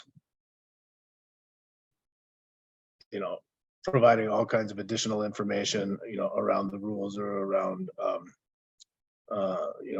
plugging, abandonment, and reclamation. And so I don't know how to make that clear, but that's my understanding? Is that what I'm hearing you say in this motion?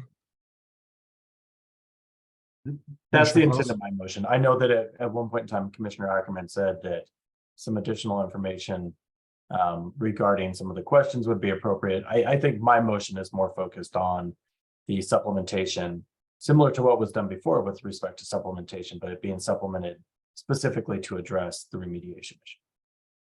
Thanks, and my second remains unamended. Okay, so we've got clarifying discussion around the motion and the second. I would recognize Mr. Jacobs, who has his hand raised. Thank you, Mr. Chair. Point of clarification. I believe Commissioner Messner indicated the applicant. We are not the applicant. Staff is the applicant. We're happy to provide remediation information based on your ruling. We think it inappropriate to limit us from providing additional information as suggested by Commissioner Ackerman to address concerns raised by the commissioners. If we have an opportunity to use demonstrated costs and get those approved, that opportunity should remain open. Otherwise, we're pushed into default costs that don't even contemplate remediation, and about which we have some serious legal concerns, as I've indicated, with the commission's interpretation in the last 30 minutes. So we'd like to brief that. We'd also like the opportunity to address concerns about reclamation costs. And I think we can, based on the feedback we have received thus far in this hearing. So if we're not dismissing the hearing and continuing it, I think we should have an opportunity to address reclamation costs as well. Okay, Commissioner Cross. And I appreciate Mr. Jacobs's comments. I think, however, at this point in time, with respect to reclamation, I believe that KPK has had the opportunity to present their case with respect to demonstrated reclamation costs. And so I would not change my motion to include updates to that, because I believe that they've concluded their case in chief. And so any additional arguments would be unnecessary. Commissioner Ackerman. Thanks, Mr. Chair. And it did appear from the discussion that I was on a bit of an island on that comment. And so I think it would reflect the will of the commission for my second to remain unamended. Mr. AAG or Mr. Boudreau. Thank you, Mr. Chair. Just some clarification. I understand that we don't present again on P&A and reclamation costs, but we do still have rebuttal. Is that correct? That is correct. And that's actually where I was going to go is Thank you. rebuttal is still going to be available for all parties. And if there needs to be additional time generated as a result of today's legal interpretation and the continuance motion, I will let the hearing officer address that as well. Mr. Jacobs? I guess I'm just at a loss as to why the standard can change, and yet we don't have an opportunity to address the changed standard. We had the support of staff, the deputy director to the director, with respect to our demonstrated costs. Based on your ruling, we may no longer have that support, and yet we can't address reclamation. So, you know, we're locked in halfway. You change the standard on us and you continue the hearing. And even though the burden is on staff and the standard has changed, we can't take an opportunity to supplement our case in chief. And I would ask that. All right. So, Mr. Jacobs, what I would suggest you do is raise that issue with the hearing officer. I don't know exactly what it is you're complaining about, but I will allow you to raise that with the hearing officer, and we'll let the hearing officer address whether this needs to be expanded or not at that point in time. And then obviously, if he doesn't do that, you've got a chance to complain to us about it at the beginning of the next hearing. That's fine. Thank you, Mr. Chair. All right. Any further discussion on the motion? Seeing none, all those in favor of the, AAG Boudreau. Sorry, just one more clarification. Are we going to pre-hearing conference with the hearing officer today after this? It looks like everyone's available. That'd be a great idea. Thank you. I would instruct you guys to do that since you all of a sudden found half an afternoon available. Okay, all those in favor of the motion indicate by saying aye. Aye. Aye. Any opposed? Motion carries. I want to thank everybody for the work to date. I want to recognize that it's not with small thoughts that we are making these determinations today. This is indeed a case of first impression for us. Ultimately, these 5 commissioners need to make determinations about the proper interpretation of our rules. It's important for this case. It's important as we move forward in financial assurance plans.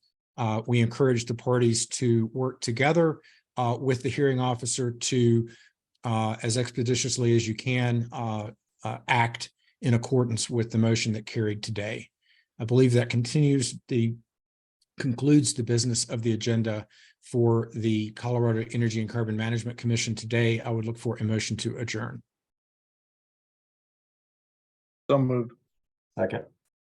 Motion and a second to adjourn. All those in favor signify by saying aye. Aye. We are adjourned. Thank you.